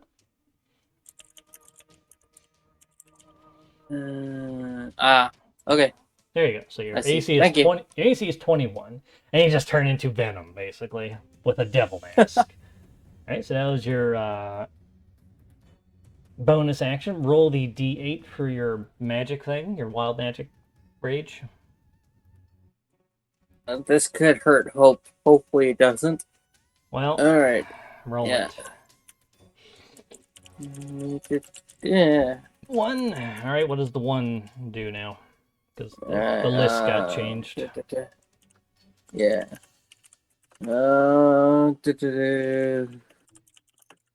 One sec. There it is. Yes, Lev, you are attuned to your new search. mask. Yes. Yes, boss, and you have masks. Each creature of your choice that you can see within 30 feet must succeed on a Constitution saving throw or take 1d12 necrotic damage. You also gain hit points equal to 1d12. Is it hit points or temporary hit points? Plus my barbarian level. Is it temp hit points or regular hit points? It says temp. Temp. Okay, so roll. What is the amount? It's your con modifier. 1d12 plus my barbarian level modifier. Your con modifier. It says Just click the thing so I can. Barbarian plus your barbarian level. So number 1. Each creature touching 30 feet, con save, take 1d12 damage. You also gain temporary hit points. You could do 1d12 plus your bond card. Okay, so the damage is only the 1d12. So roll a d12. Yeah. D12 by itself. Yeah. Okay, so it takes, and what is it, necrotic damage? Yes. Yeah, necrotic damage. Okay, yeah, it's not. Yeah, so that gets rid of the 6 temporary hit points that I had. Oh, did it fail a con save? It had to do a con save. Hold on. Con save. And it'll be against your con plus your thingies. 10, so it failed. Right, so it did take the damage, and you get, was it 1d12 plus your barbarian level. So roll another d12. Alright. Yeah. 10 plus 9, so you get 19 temporary hit points. Nice. Holy shit. Yeah. That's awesome. Okay, so that was your bonus action still, because that was all part of activating rage. Yes. And you only have your necrotic axe, though, while in this form. Oh, yeah. Yeah. Alright. Necrotic great axe. Right. 20. That does not hit. Holy shit. This thing is a robot. It has high armor. You have your extra attack. 13 does not hit. Alright. Okay, and... Hope. Get back. Stay away from this thing. Okay. And hold on. Switch my camera view to... I guess that one. There we go. Alright, so... Mirrodin, it's your turn.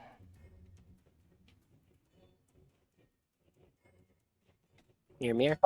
Mirrodin sees just like Love's sister like ripped in half. So Mirrodin is going to use Blight on him. Go use the blight. Blight, pew. Hold on. Yep, level 4. Oh wow. Okay, and let's see here. I can't see their battle. Yeah, because you can't. Yeah, right. Let's see, Yeah. necromantic energy washes over a creature of your choice that you can see within range, draining moisture and vitality from it. Con save, 58. Chronic damage, half on resist. The spell has no effect on undead or constructs. If you target a plant or a creature or a magical plant, it makes the saving throw dismissed. If you target another. Okay, so he just does a Karn save. Does a 27 pass? I think so. Yeah. Okay, it still takes half. So that Yep. is 18. 18. Oh, it's not bad still, even at half damage. Yep. So this thing is currently like from being brain blasted, and then you just start like rotting it slightly. And then as a bonus action, Mirrodin is going to go into starry form. Which starry form? Archer. Archer. Archer. Okay. And that's my turn. All right, Lev, it's your turn. You go into Bard Rage. Yeah. It's Pretty still much. it's still holding your sister's remains. By the way, it's just like a brain dead child, or just like a dizzy child is sitting there holding its teddy bear, and its teddy bear is just being held by like the arm or something. It's just like Viciously mock it to death. Well, as much as I would love to be smart about this and stay on land and like get it to come to me, Lev's in a tizzy right now, so he's going to actually go up and give himself a bit of a fucking awful terrain disadvantage. Okay. I will say this. I'll do it afterwards. I forgot. I thought this was bestow curse for some reason. He only gets a minus Oh? D6. He can still do his stuff. Correct. Yeah, no, Yeah, he can still do his stuff. Okay. Well, that was my mistake, so I'll wait till later to do it. But I kind of thought that was bestow curse, so I was gonna have him do something when you hit him. I had it written down like when you attack him, something was triggering. But I'll do that later. Oh, okay. All right. Okay. So go up. You're about waist deep in the water right now. Yeah. No, I'm going to try and cut his. The goal is to cut his arm off and then like grab my sister's remains. But so long as he lets go of my sister, I'll be grabbing my sister and pulling her close to me. Okay. This thing has a crocodile mouth with another toothy mouth inside of the crocodile mouth. Yeah. So I'm going to use the Sunblade twice on his arm. 17. That does not hit. Okay, and then extra attack. That does not hit either. See, you're like slashing at him. His body is fucking weird. Yeah. Then I'll bonus action give Bardic Inspiration to Mirrodin. Okay. Mirrodin, you have it's still a D8, right? Yeah, D8. All right. So you have a D8 to add to an attack roll, ability check, or saving throw that you have to make. That does not apply to spells that make the enemy do a saving throw, though. Yeah. Erky? All right. And that's your turn? That's my turn. All right. Hope's turn. Hold on. Oh, this is going to be fun, switching back and forth. It's cool that you can keep us on certain pages. I always thought you had to move the whole party. No, if you click the avatar names down here on the bottom and put them into a page, it just puts that person's viewpoint into a page. That's so cool. I know. When I found out, I was like, I'm going to do some things. All right. Hope's turn. Oh, I went back into the wrong... There we go. All right. Hope's turn. What can she do again? Lots of stuff. Yeah, she can. First things first. She is... Hmm. Hmm. She saw that your lightning javelin healed it and made it stronger slightly. So she's like, okay, well, special beam lightning bolt's not going to work. What does this spell do? Gravity sinkhole.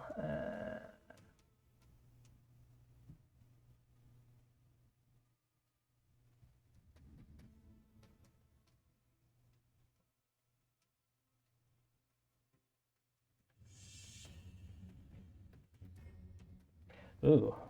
Oh no, that's a con save. Damn, what could she do?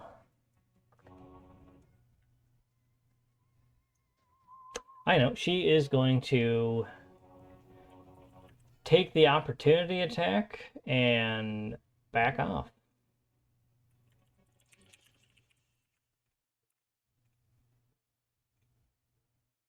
To about here. Alright. The saw. Where's its attacks? Does that hit soap? No, it's not. Sweet. Alright, so she used her movement. Now she is going to cast Enlarge on you to make you bigger. Yeah. And I'd imagine you're willing, right? To accept her powers? Okay, so you Accept your powers. You get bigger. And you have well, you already have advantage on strength saves and checks because of rage, but if something were to give you disadvantage, I would say would only cancel one of those because this spell gives you advantage on strength checks and saves. Oh, yeah. And your weapon attacks deal an extra 1d4 damage when they hit. Each hit. How do I add that temporarily? You can't. Just whenever you hit and roll damage, just roll another d4 manually. Okay. Alright, so that was, I believe that's an action spell. That's an action spell. Alright. Okay, and does she have any cantrip bonus actions? Does she have any special abilities? Oh yeah, it should be right here, because I was on the upper square earlier. Okay, she doesn't have any extra abilities. Alright, so that's her turn. The Saw's turn. Do you want to play a game? Is that reference to Saw? I never saw the movies. Yes, it is. Anyway. Oh, okay. Alright, so it's going to start attacking you with its two hand saws on its arms. That is its arms. And does a 23 hit you? Yes. Alright, so 10 slashing. Alright. Which comes off your temps. Yeah. Okay. And then does a 19 doesn't hit you, I know that. No. And as it slashes you twice, or tries to slash you twice with its two hand saws, its chest saw opens up and just swings downwards. Does a 27 hit you? Yes. You take 25 slashing damage. Alright. So that 9 is no more. Sorry, how much? 25. Plus the 25. Yeah. Alright. So that'll be 35 in total for the whole round of attacks. 1 sec. So 35 take away the 19 would be 16 remaining. So 16 comes off your actual health. 1 sec. Actually, I should get a calculator Minus open. 16. There we go. Yeah, I got it open. Alright.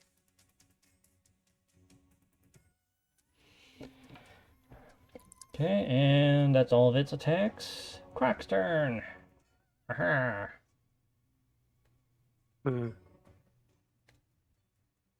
Alright, Lev, you just came up close to it. Quick question. What? Was that reduced by rage too? Oh, Oh, that's a good point. Hold on. Yeah, it would be. So, hold on. Reset yourself back to the 19 temps and full HP. We'll recalculate this. Hold on. So, Alright, 35 divided by 2. Render. So, you actually only took 17 damage for the round. alright, so I have you two temporary hit points. Yeah, that's what you should be at. Okay. Yeah, okay. All right. You scared me there. Yeah, I forgot. Rage does thing. Where's the croc? There's the croc. All right. All right. So it's at the end of its turn. It can do the thingy, right? The saving throw for the spell. Liv? Sorry, what? So it's the synaptic shock. That's at the end of the turn or the start? End of the turn. End of the turn. Okay. So it can still do its so stuff. he still takes the -6 to whatever he does. Okay. Okay, so it's going to attack you with its inner mouth. It's going to try to take a bite. Hold on. D6. So does a 24 hit you? Not if I use a scroll of shield, which I will use. And what does that bring your AC up to?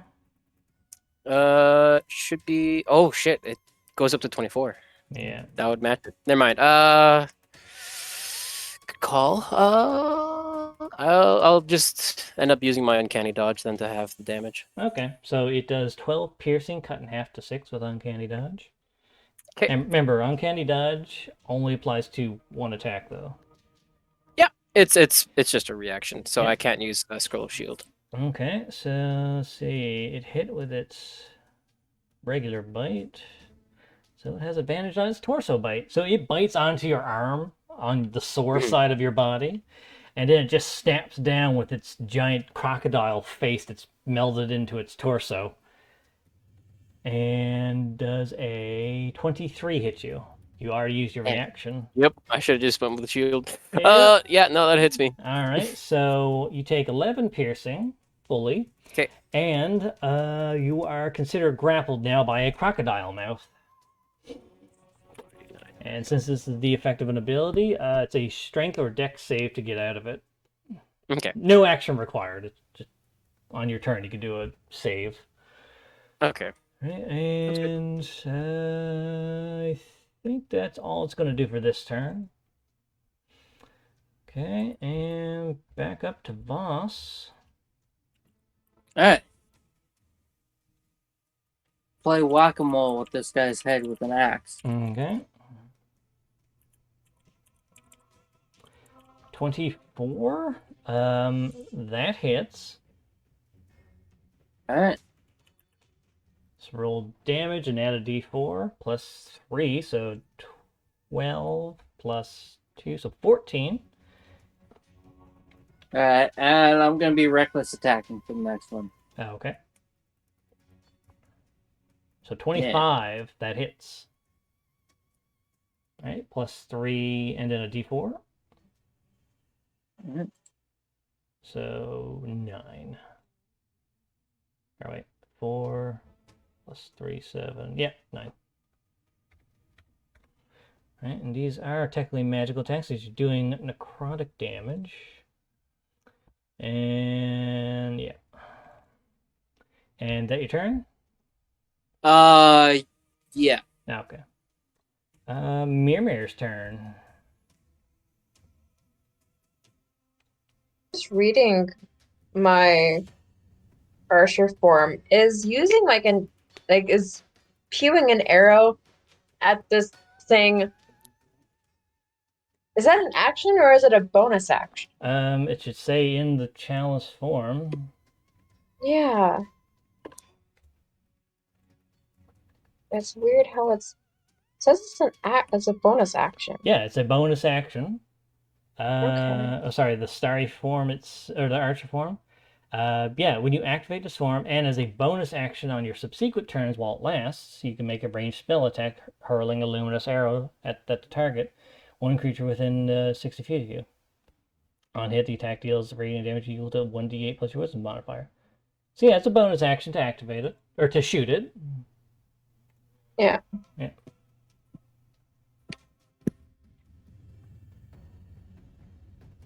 Oh, you know what I forgot? Mm. You didn't do the intelligence save, and you also didn't minus the 6 from the. Oh, I minuses the 6s. Oh, you did? Okay. Yeah, I remember him saying he did -6. Yeah, but I didn't hear for the second one. Okay. Now the second one, let's see, the second attack was a 23. That was with the thing. With the -6. Yeah. Oh, negative d6. There you go. Yeah. Seems No worries. hard. So you're gonna do your thingy? So, as my bonus action, can I send like an arrow queuing this way? Yeah. And then would it hit him? It's within range, so yes, you could hit the creature. Okay. So I want to do that, and then I want to move behind Lev, touch him with Cure Wounds, and then move another 10 feet or somewhere. Like Okay. use my entire movement, but I just want to like go and touch him, heal him, and then like move back a bit. Yep, you can do that because the chalice attack Okay. is not a spell; it's a special class attack. Nuts. And I would also get an extra roll or like the bardic inspiration for archer form, right? Yep. Woohoo! Right. Okay. So roll the archer form. So a 25 hits anyway. Yay! Right, You don't gotta waste it. All right, 12 radiant damage. Just pelt this thing in the face hole. Yep. Okay. But And then I did forget to do its intelligence save last turn, but I'll wait till next turn anyway. Right. Right. So And then I use 15. 15 to go to Lev. And then right, so heal him. Cure Wounds. Pew! You just feel a hand on your back. It sparkles everywhere. Ooh. Right, so Cure Wounds, you heal for 13. 15? Okay, I'm at It's 62. like you go up to him, you pat him on the shoulder. There's a giant crocodile face kind of biting him from the side at this point.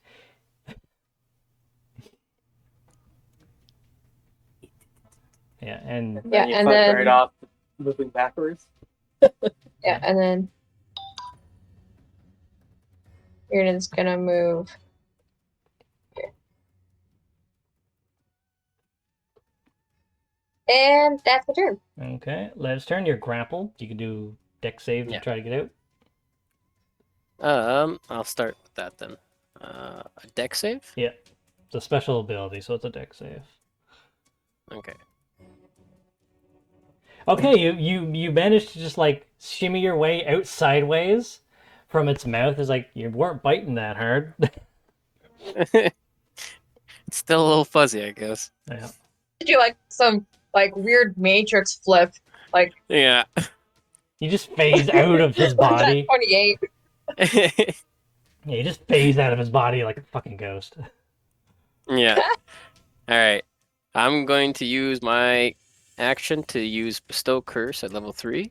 Okay. And then I'm going to make it so that his no, not that one. Choose one ability score. While cursed, the target has disadvantage on ability checks and saving throws made with that ability score. And I'm going with intelligence. Okay. I will point out I completely forgot about it, but since I forgot to do his save anyway, I'm just going to forget last round. You had to do a con save to maintain the spell. Ooh. Since I forgot for both of you, we'll ignore Synaptic that. shock. Well, Synaptic shock isn't concentration. No. No. Oh, that's right. Bestow curses. Yeah. See, I got it confused with Bestow Curse in the first place. Yeah, that's exactly what it was. Yeah. It's okay. We're all figuring it out. It's new. Fucking brain blast. All right, so what was the one you were using? The ability check one? Yeah, so he's got disadvantage on intelligence, ability checks, and saves. Okay. All right, so you cast that on him, and was that a wisdom save to? Okay. Yeah. So when you cast that on him, he kind of just like I don't know how a crocodile would giggle, but he giggles and says, "That tickles." Oh. Okay. Yeah. This guy is immune to curse effects.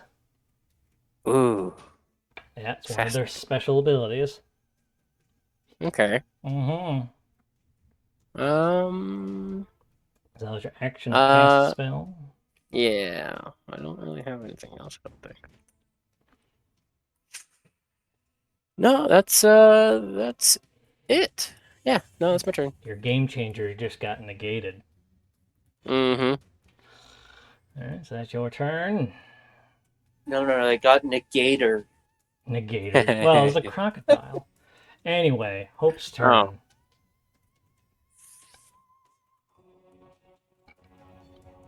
Okay, Hope. She's concentrating on a spell. Moose. And what can she do? Huh, what can she do?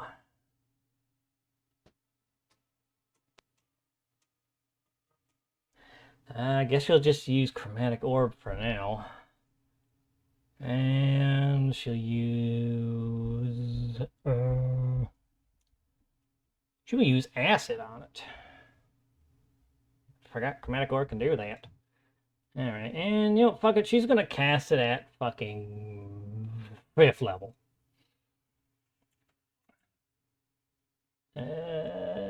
So, Voss, from behind you, you see this Kamehameha blast of acid just hit this thing. Holy crap, it actually hit at 5th Holy level. shit!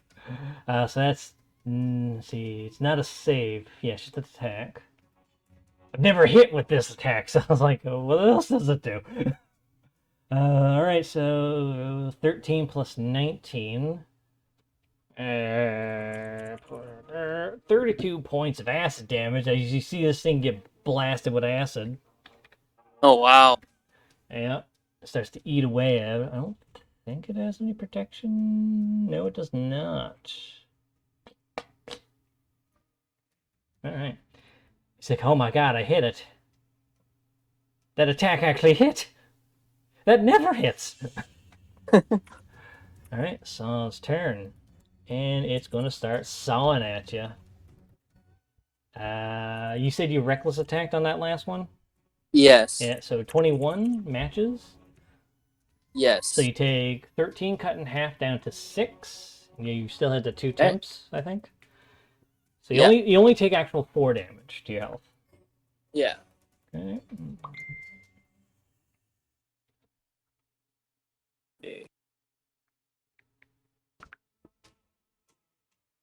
There we go. 18 does not hit you. No. Tries to go in for the second swing. And then the big attack does not miss. Or, sorry, does not hit. It misses with a 16. Yes. Yeah. Alright. And that's his turn. Croc's turn. Oh, I'm switching back and forth. Alright. Alright. Crocodile Dundees. That's not a knife. This is a knife that bites you. Knife. This is a knife. 18 does not hit you, I'd imagine. No. Alright. It doesn't. That's without even minusing anything to it. It doesn't hit Sweet. anyway. Yeah. 13 also does not hit you. No. Okay. And back up to Vasta. It just takes couples of, just like takes a little bite and it tries to snap down, but you're just like, no, get, yeah. Stupid Not crocodile. again. Stupid crocodile. Okay, Voss, it's your turn. Reckless attack. That does not hit. Reckless attack. 24 hits. Alright. Okay, Yeah. so 10 plus d4. So 13. There you go. How does this thing look? Scratched up at best, or at worst. Okay. Yeah.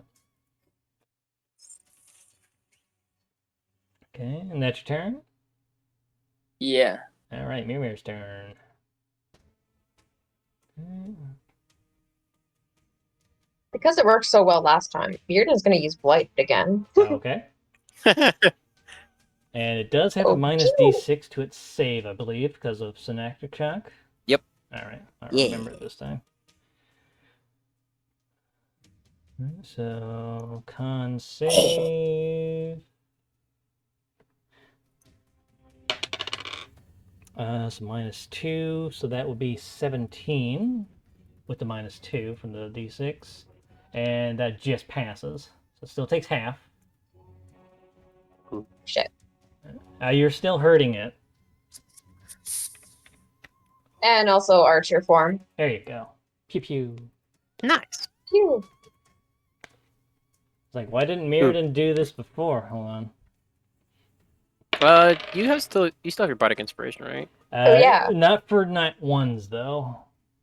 Mm. Nat ones are auto Yeah. fails and roll damage. No, I was just.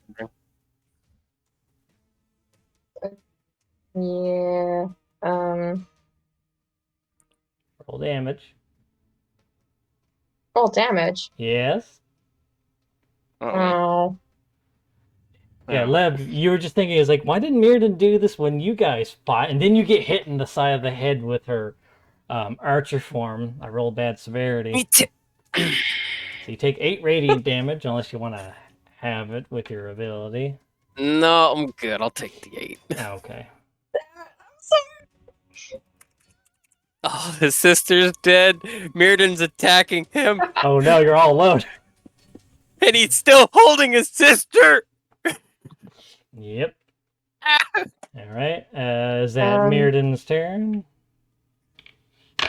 Oh, I think that's all you have for actions. Yeah. You just Yep. You just finger gun shoots Lev in the face. Oh shit. Lev, it's your turn. Who's your target this time?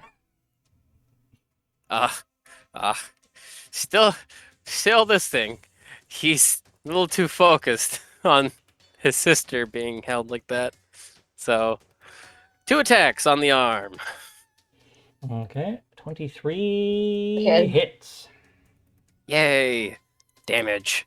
Yeah. Plus a bardic inspiration for my slashing or defensive flurry thingy. Where is it? No, no. There it is. So 20 points of damage. Yeah. Yeah, you then slash right up its arm real hard, almost burning through then- it. Perfect. So the goal is cut it right off. And an Mhm. extra attack. 27. That misses. I'm just kidding. It hits. Yeah. Right, That 13. plus an extra bardic inspiration for damage. Doo-doo-doo. 5. So 18.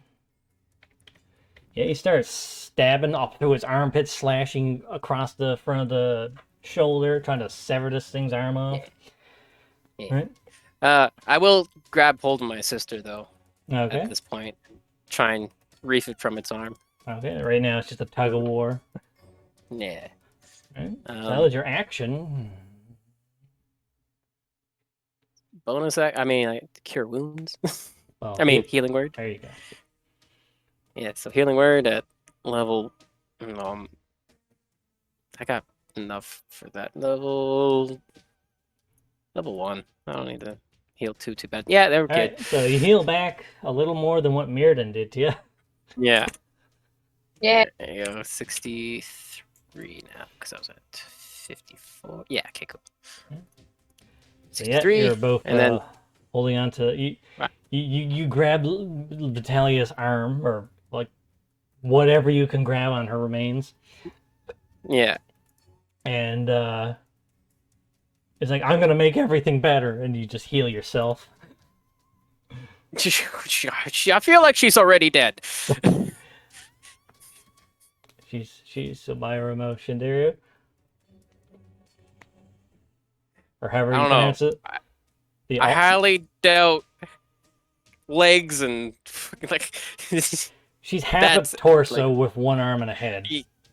Yeah, nah, it's not. That's not. You're not coming back from that. Yeah, like from the ribs down, there's nothing.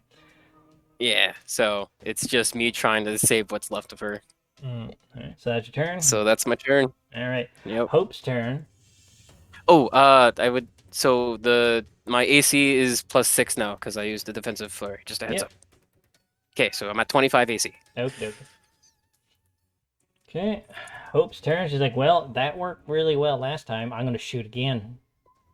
Actually, no, wait. She's gonna use. Oh, wait, no. She just used her 5th level spell slot. Never mind.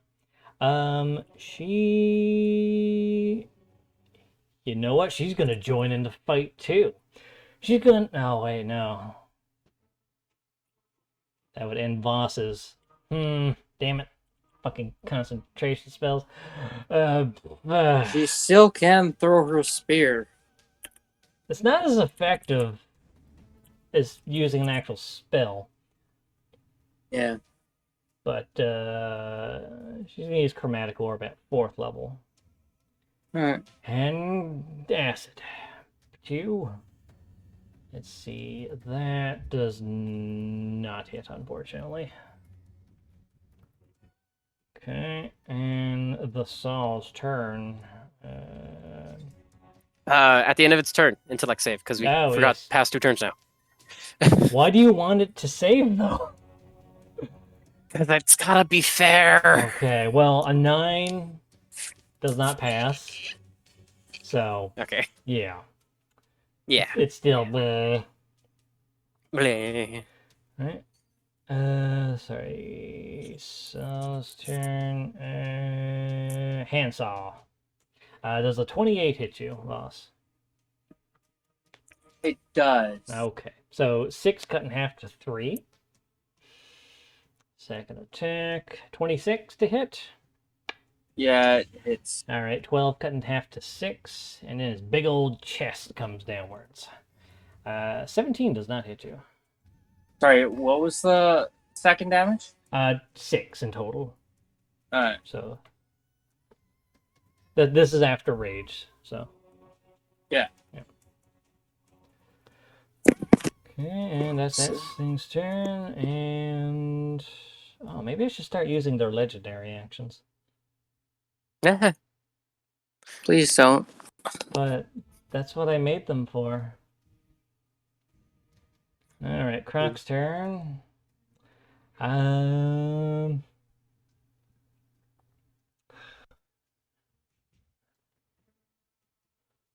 it is going to try to bite you. Okay. Actually, your AC is what, 25 now? Yeah. Okay, so that even without a D6, it still misses. Second attack. I'm gonna have to roll for that one. So 4 minus 4, 24 to hit. 25 AC. Okay, so it just misses. Mm-hmm. Okay, so yeah, it tries to bite at you, and as soon as it turns over, it like snaps a couple times at you like a fucking savage crocodile person, right? It's like, this is boring. I can't eat you. So as it's turned over, it's going to use its reaction to open up a rift in fucking the ether behind it, and just Thanos walk backwards into it, and it disappears. Well, I'm holding on to my sister. What happened? What's going on there? It can't take your sister, so you have your sister's remains. Okay. Yeah. So that just happened. And back to, and I'll just have. Oops. Ah. How do I? My map just changed. Yeah, I'm trying to figure out how to combine everything back to normal. Stop clicking the map. Whoa, I am going glitchy all over the place here. There we go. Put everyone back to normal and put everyone there.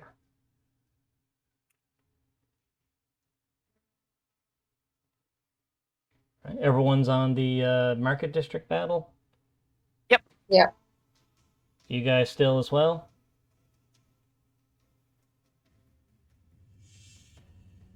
And What? Justin? Can you not hear me? No, I couldn't hear you. Now I can. Yeah. Are you in the market? I'm back Are you on my map. Yes. Okay. Yes. So those guys are out of battle now. So boss, your turn. Reckless attack. Yeah, okay. Right, 21 misses. Reckless attack again. That also misses. Ah. That's All right. Hope, what can you do?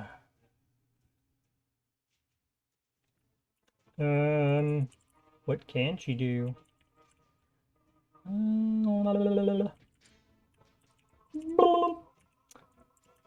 man, she mostly has like half defensive spells and the other half are AoEs or lightning, and she just learned that she can't use lightning on it. She's just gonna use chromatic orb again. That's all she can do. And that misses. She's like fucking chromatic orb. All right, it's gonna start swinging at you with a couple more hand cells. 22 to hit. that. It's All right, so 11 cut into half down to 5. And 22 to hit again, because you reckless attack. 11 cut in half again, so 5. Okay, and then 25 to hit. Justin? Yeah. Yeah. Can you not hear me? No, Or- you go silent a lot. Oh, weird. Yeah. 25 to hit, so 16 cut in half to 8. Okay. And let's see here. All right, so that's the end of its turn. Boss, it's your turn. All right. I'm just gonna no more reckless attack. All right, so just regular attack. Hello? Yes. Can you No, hold on? Huh?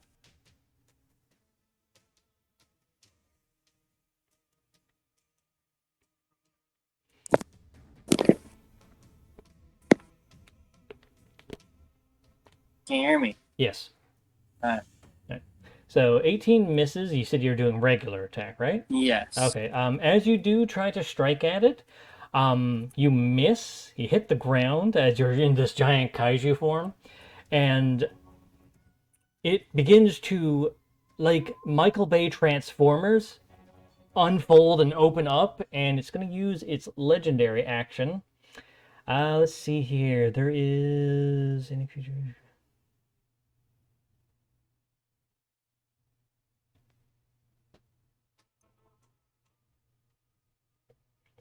All right, so I need you to roll me a dexterity save. You have advantage because of danger sense. Alright. Because you're watching. Dexterity save? Yep, dexterity saves using its legendary action. So that fails. It opens up into this giant wall that folds around you like a giant Iron Maiden, and inside is just, instead of spikes like an Iron Maiden, it is filled with chainsaws.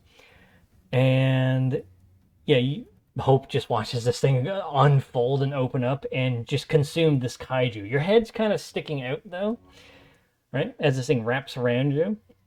Alright. And you take, so you failed, you are trapped inside of it, and you take 25 slashing damage cut in half to 25 cut in half, rounded down, 12.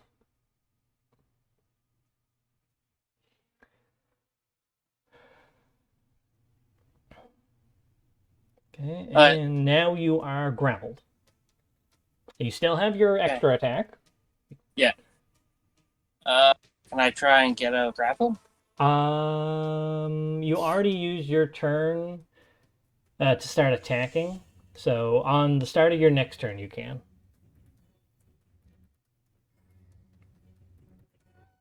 Whack it again. Okay. And 13 does not hit. Yeah. All right. So Hope's turn. She's like, what do I hit? She is going to cast Gravity Sinkhole on the building that it came out of to keep you out of the range. It's going to try to just clip the back of it. I've never used this spell, so hold on.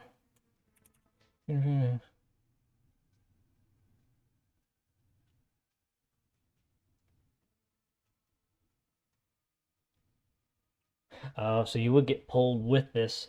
So you don't get damaged by this because you're outside of the damaging effect, but because you are trapped inside of this mechanical monster, you do get pulled towards the building that just got. Have you played Borderlands 2? Yeah. Yeah. You know the Siren's phase lock ability, where she traps everything into like this gravity hole? Yeah. She basically does that. Hmm. Yeah, let's see here. Gravity sinkhole. I just noticed Lev is definitely Going down the Griffith path we talked about? yes and no. But I forgot his name. He's from Code Geass. Oh, the guy with... He isn't he? Don't stop. You're gonna make me cry for real. Oh. Alright, let's see here. So it has con save failed. So this thing takes 33 points of force damage as she phase locks this thing like a siren. Nice. Yeah. And you unfortunately both get pulled like this way into the building. You feel yourself getting pulled in, but you're not being hurt? Yeah. Okay. He's like, oh, sorry, Voss. I'm trying to destroy this thing.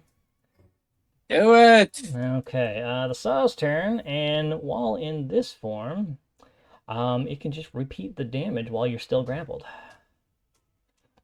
And since you're already grappled, you take the damage automatically.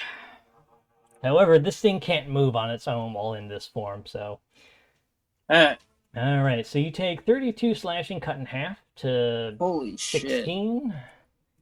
Yeah, this effect does 8d6 slashing damage to any creature trapped inside of it.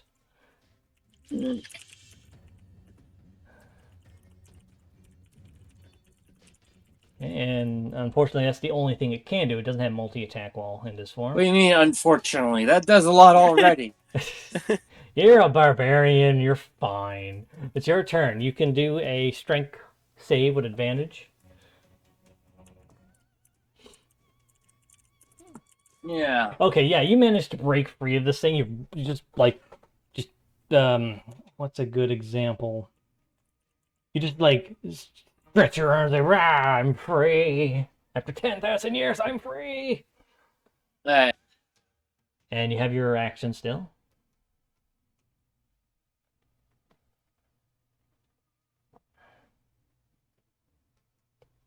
Yeah. 10 does not hit. Yeah, and 10 also does not hit. Alright. Okay. Hope's turn. Good job, boss. Alright, she's like, well, that spell worked really well, and she's out of spell slots. Never mind. Well, for that spell. Where is she? She's going to move down to here to get a better shot. Since that building is now destroyed, but it was already being damaged anyway, so whatever. Chromatic Orb at 3rd level. Boop. 17 does not hit, unfortunately. God fucking damn it, Hope. Alright. Saw's turn. He is...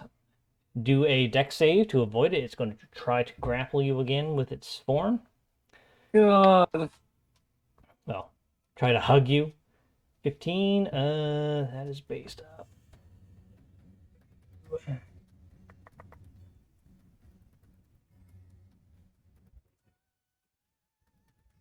believe it's a 17, so yeah, so that just fails.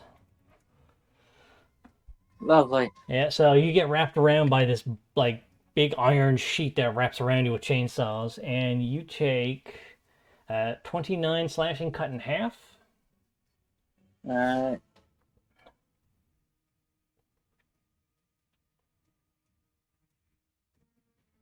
29 is cut in half? Yeah, 29 cut to half because you're raging.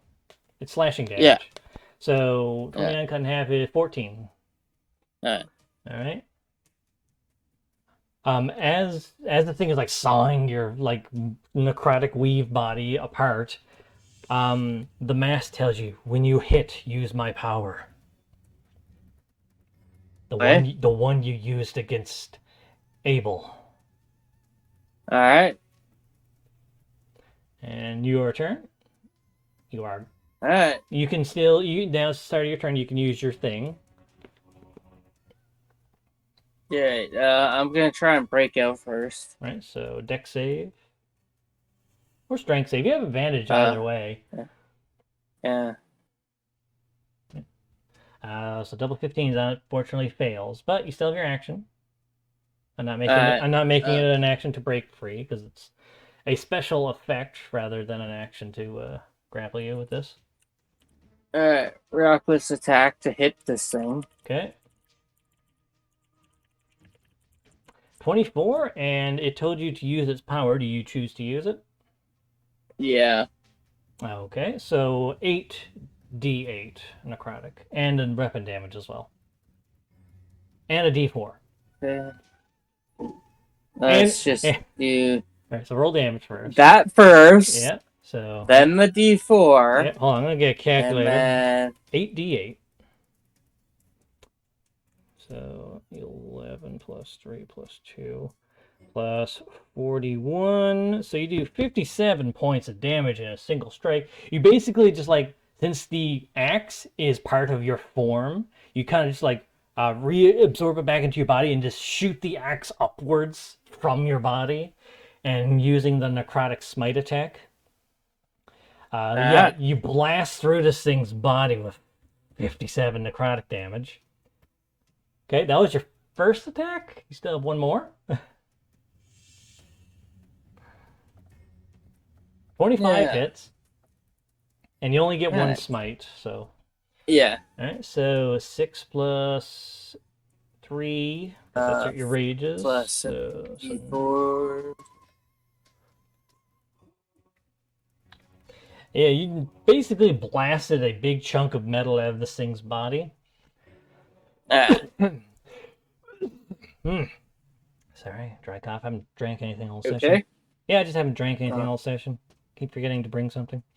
So as that happens, it lets go of you. You're, even with the necrotic weave, you're bleeding through the form that you're in, from all the chainsaws digging into you like spikes.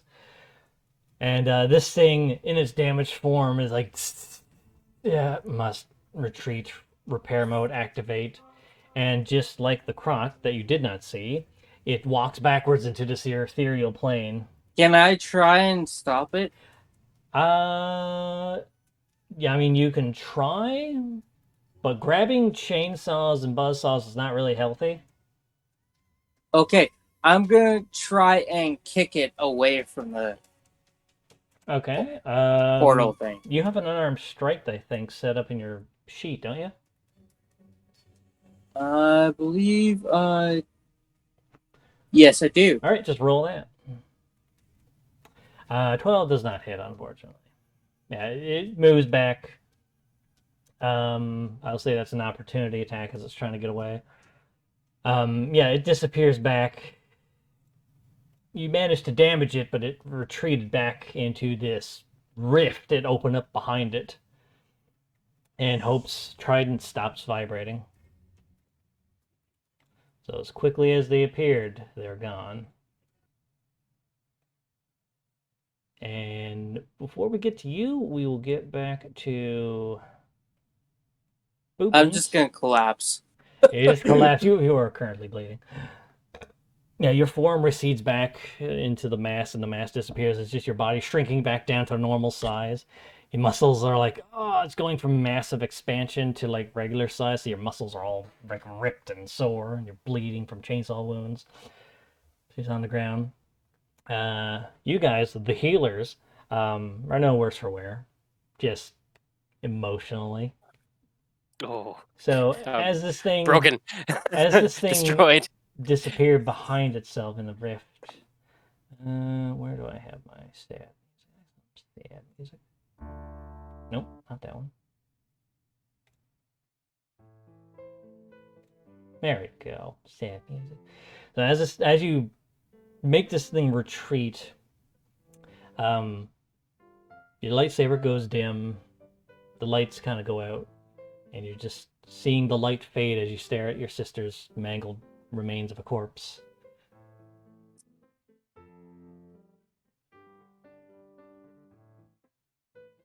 Yep.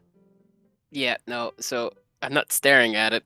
I can't see through the tears. I don't know if you saw Discord, but that's exactly what Lev looks like right now. He's a fucking see. Just mess. bawling his eyes out. Yeah. Tears are streaming down past Clutching, his mask. just Sylvay'Alla's face. clutching his full-on big old hug and like trying to like hold her as tight as he can and just roaring into the sky. Yeah. At this point, your family members, they're all looking at like they're all at the doorway. One of them's like kind of holding Luby in their arms. Your mother is. But as she sees what's going on, and as you like kind of turn around crying, you're holding Vitalia's mangled corpse in your arm. And she sees what remains of her daughter. And much like you, she falls to her knees, falls to her like her front arms, and it looks like the world is now crushing your mom. The rest of your siblings all kind of just like, some of them run out, your brothers run out to see if you're all right, to see what happened to their little sister. The rest of your siblings are kind of just there trying to tend to your mom, and they're also trying to hold themselves together. Actually, we'll go back to normal map here.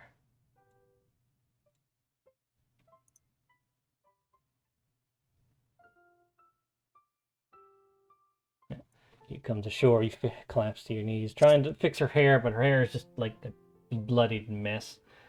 Her organs, most of her organs have like kind of like are either hanging out of the bottom part of her torso or the bottom of the top half of her torso, or completely gone.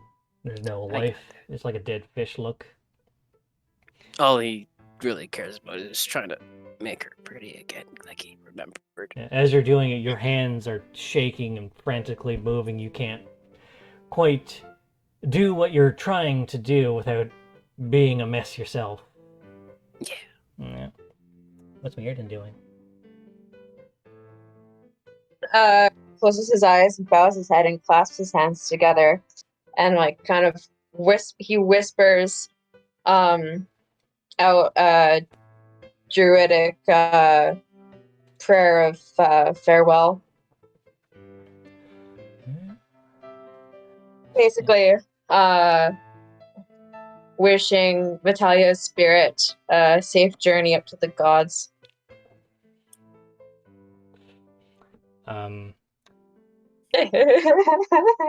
Yeah, as you do this for Lev and the family and the little sister, you see flying through the sky a bolt of light flying down into the backyard.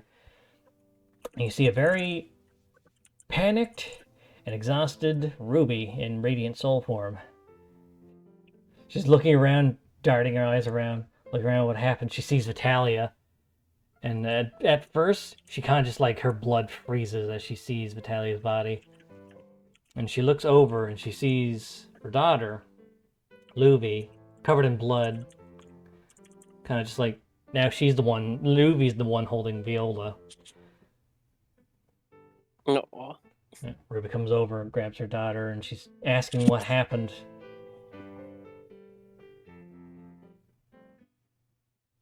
Love's still freaking out. She goes, Yeah. she's asking Mirrodin, who's for the most part composed enough to do a prayer.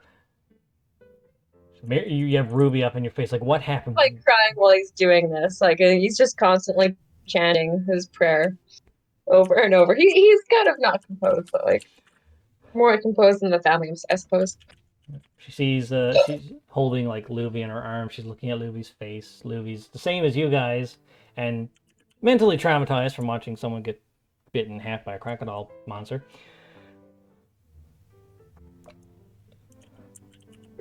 What happened? She's trying to get an answer from anyone. She like kneels down to you, Lev. Look at me. What happened?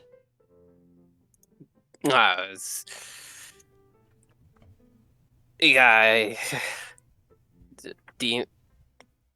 he'll just start shouting out a monster crocodile demon. He's gonna say, we have to find it, we have to kill it, and things like that. I can't exactly do it right now because I'm actually crying a little bit here, so it's hard to get my voice in check here. I shed a few tears. As you're trying to get words out, she just shuts you up and just like holds you into her shoulder, just like hugging you. I'll be clutching at her and like pulling on her clothes, trying to get a hold of myself. Yeah, she just holds you as tight as she can without crushing your spine. Yep. Yeah, she's holding both you and her daughter, like both her children, basically, just holding both of you in. Yeah, and as that goes on, back at the market district, Voss, Yes. you are on the ground. You have so many saws into your muscles that you are going to require a long period of rest, probably surgery to sew your muscles up. Because even with your form, that got straight through it and dig right into, especially when you were trapped. Hope is like Hope is trying to like. Hold on, she actually is good at this. Oh, not bad. She manages. She gets there like some. She has a first aid kit with her. She manages to like start like bandaging you up so you're not bleeding to death. So you're not in. Yes. Not in Mortal danger. Yeah, you're not in mortal danger from chainsaw wounds, because even without a nat 20, chainsaw wounds. As that's happening, some people start showing up. Also, this is going to be fun for you to explain to your superiors of what the fuck just happened. Why is the market district a fucking bloodbath? But reinforcements start showing up. Lumine is the only other hero guild that shows up, as he tends to take the nighttime patrols. Mm-hmm. He didn't notice this or got here too late. He's like already powered up in battle form. He lands down. He's looking at all of the blood. He sees your body being bandaged up by Hope. Hope is like, oh my god. That could have been me. I'm just like breathing heavy, panting. I'm thinking to myself, I'm alive. I was chewed apart, but I'm alive. Yeah, I'm. Are you okay? You can't really move. Yeah.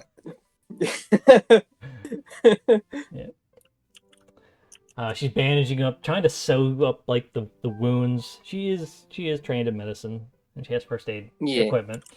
Lumine shows up, runs up to you. He's looking around like, what the fuck is going on here? Robot creepy thing.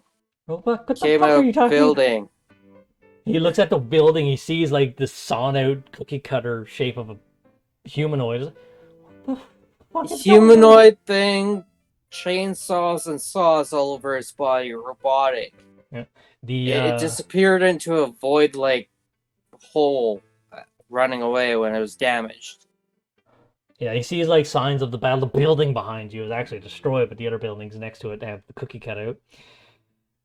Looking around, he's like, hey, he has no idea what to say to all this. Other guardsmen begin to show up. But I hold out my hand to the badges. Yeah, you like just scrape your arm over, point to the badges. But other guardsmen show up. Your boss, well, your previous boss, Lupus Rex, he shows up. By the fangs, what happened here? Explain in the same words what happened. We came upon. We were looking for an anomaly that Hope was looking for, and we heard screaming as we were running towards it. We came upon this mess, and out of a building popped this humanoid thing that looked part machine and basically had a chainsaw sticking out of its body, full of saws. And while fighting it, it ate me and tried to tear me to pieces. He's looking at you. Your body's like sawing up. Hope is like sewing you back together like a fucking rag doll. She looks over at the guardsman, Lubine and Rex. It's like, Officer Gilsman, please let me speak to the council. I can explain the situation and what we're facing, but she looks at the piles of bodies. I'd rather keep this subtle. We don't need another panic. I'm like, can somebody take me to my daughter's hospital Rex kind of, clinic? yeah.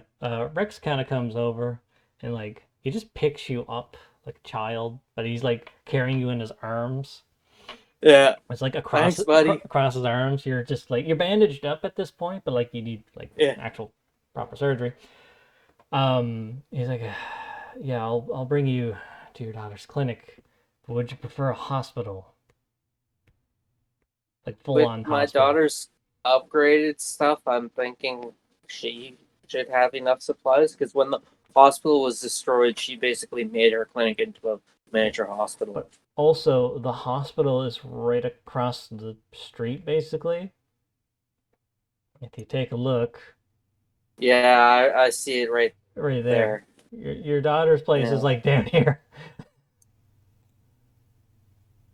Would you prefer the hospital or your daughter's clinic? The hospital. He's like looking over. The hospital's right there, and they're open. I guess the hospital. All right. So Can somebody let my daughter know? Lumina's like, I'll let her know in the morning. Oh my god, I need to talk to the boss about this. Hope. Yeah. Long time no see. But yeah, come with me. We can explain this to Charldoon. Hope looks kind of down. Can you send someone over to Lev's house? I think the other one I sensed might have been there. I don't know what the situation there is. I haven't gotten a response. And at that, as she's like saying that, Lev, you said something about shooting up a flare. A flare? Yeah, I saw like a flare that you wrote in the text in the chat at one point. I don't have a flare. I might have misspelled something. Oh, dramatic flare. Ah, there you go. Yeah. Yeah. No, didn't let off no flare. I was dramatic flare for right away. text. Lev, you're getting like just a call from Lumine from the Heroes Guild badge. He's like trying to contact you. He's like asking you, "Is everything all right? We responding to a disturbance in the market district. There was another one at your place. Please respond." Yeah. Okay. I'm gonna roll You need to roll respond, but something. it's only crying on your end. Yeah, right. So This to thing roll to see if I can happens, the compose myself to talk. crocodile and the sister. So, Grizzle, you managed to be able to send it back. All right. I'll just inform him everything of what's going on and what happened to my sister. And If anything, you're not going down the Griffith path. You're going down the Guts path. I really am. It's funny because I have In an another. alternate universe. Yeah, I have another NPC that is basically the Guts background. Somewhere Alternate timeline. Guts Yeah, turns alternate into timeline. Griffith, and Griffith turns into Guts. Yeah. Yeah. I mean, your name is like short, single syllable name. Guts Lev. Yeah. Yeah. All right. So, what do you send back in response? I will send back. I got it. How many? 25 characters, I think. Yeah, 25 characters, 25 words. Yeah. You're dead.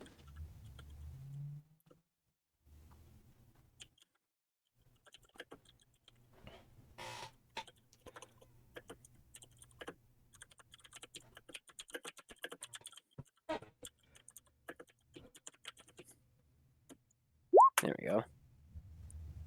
I misspelled monstrosity, but yeah. Monstrosity. Negative sister has been killed and the monstrosity escaped. Luminae relays the message to you guys, to the boss. Things aren't looking good over at his place. If not, it's probably worse there. He looks at the pile. Oh, okay, maybe it's more subjective. It's all subjective. Yeah, also there's like, personally, it's worse on your side. Yeah. But in reality, it's like, well, I mean, hundreds of people just died here, so yeah. And as well some guardsmen. It's like, we'll sort this out. Hope, come with me. Rex, see to it that boss gets treated. I'll tell his daughter about it. Yeah, I'll send some people down to the mansion. Luna's like, fuck, didn't get here in time again. As he's walking away, he kind of just side smacks a lamppost. Mm-hmm. Yeah, he's not It breaks in half. Well, all he's over. not physically strong. He's Yeah. more magical and dexterous. But like The- he hits it. He's like, ow. The typical anime frustration hitting a Yeah. wall as you walk. He literally Yeah. does that. This But is turning into a right good anime. Holy shit. Yeah. With the first encounters with the beings that Hope has. Well, boss, you hear Hope call them abominations as like kind of like her designation for them now instead of anomalies. With the first encounter with beings that Hope has named the abominations out of the way, the party now have a purpose to fight for once more again. But with the loss of the merchants in the market district, shopping won't be available anymore for a while, except for personal merchants like personal craftsmen like Meki and Farah, the blacksmith, the monster shop or monster part blacksmith chick. Anyone who owns their personal businesses, you can only shop at them now, as general goods is no longer available because there's no merchants for it. So the market district is shut down. It's basically like the rest of the guards kind of come in and they're cleaning up the area. They're quarantining the whole district now, barricading it so no one sees what the fuck happened. Because again, they're trying to not start a panic. So a pile of bodies or a giant wall, they put a wall and they clean out the mess. But with that, we will end session here. A few days. So I heard her say abomination, right? Yeah, she calls them abominations as like Alright. just the term to refer to them. Can I roll a history check, see if I've heard of these before? You would not have ever heard of anything like this. Alright. No, this is something that, like, a god doesn't really know much about them and sent her disciple to go investigate. So if a god knows basically nothing, you wouldn't. Let's see. A few days are gonna go by. Let's see here. Where did I put this? Lev will be in a really big slump, so I'm gonna say that he puts his managers in charge of hiring Ella people. Okay. I mean, you He can. would not want to. Yeah, I No, know. no, no, no. He would not do anything work-wise other than trying to figure out what happened and what's going on. Yeah. So, not Katya because she was the tavern master for a while. Yeah, no, not her. Gretel, Valtoria, and Reese Smooshes. Yeah. Tits McGee. Yeah. Yeah. So it's like, imagine Berserk, but it's a harem anime. That is horrifying, actually. It's like, Yeah, yay, pretty. boobs! Oh no, boobs! But yeah, a few days are going to go by, and the mess left behind by the saw and the crock will be cleaned up. There will be a funeral held for Vitalia at the family mausoleum right next to her father. Charles Dune, your boss, is going to organize the funeral along with some cloud bands, clerics. Everyone you're friends with, like, they learn about this. They're all gonna go to the funeral. They just had a party and now they're having a funeral. Yeah. Yeah. So that'll be next session. We will end it here because I think that's a perfect spot to end it.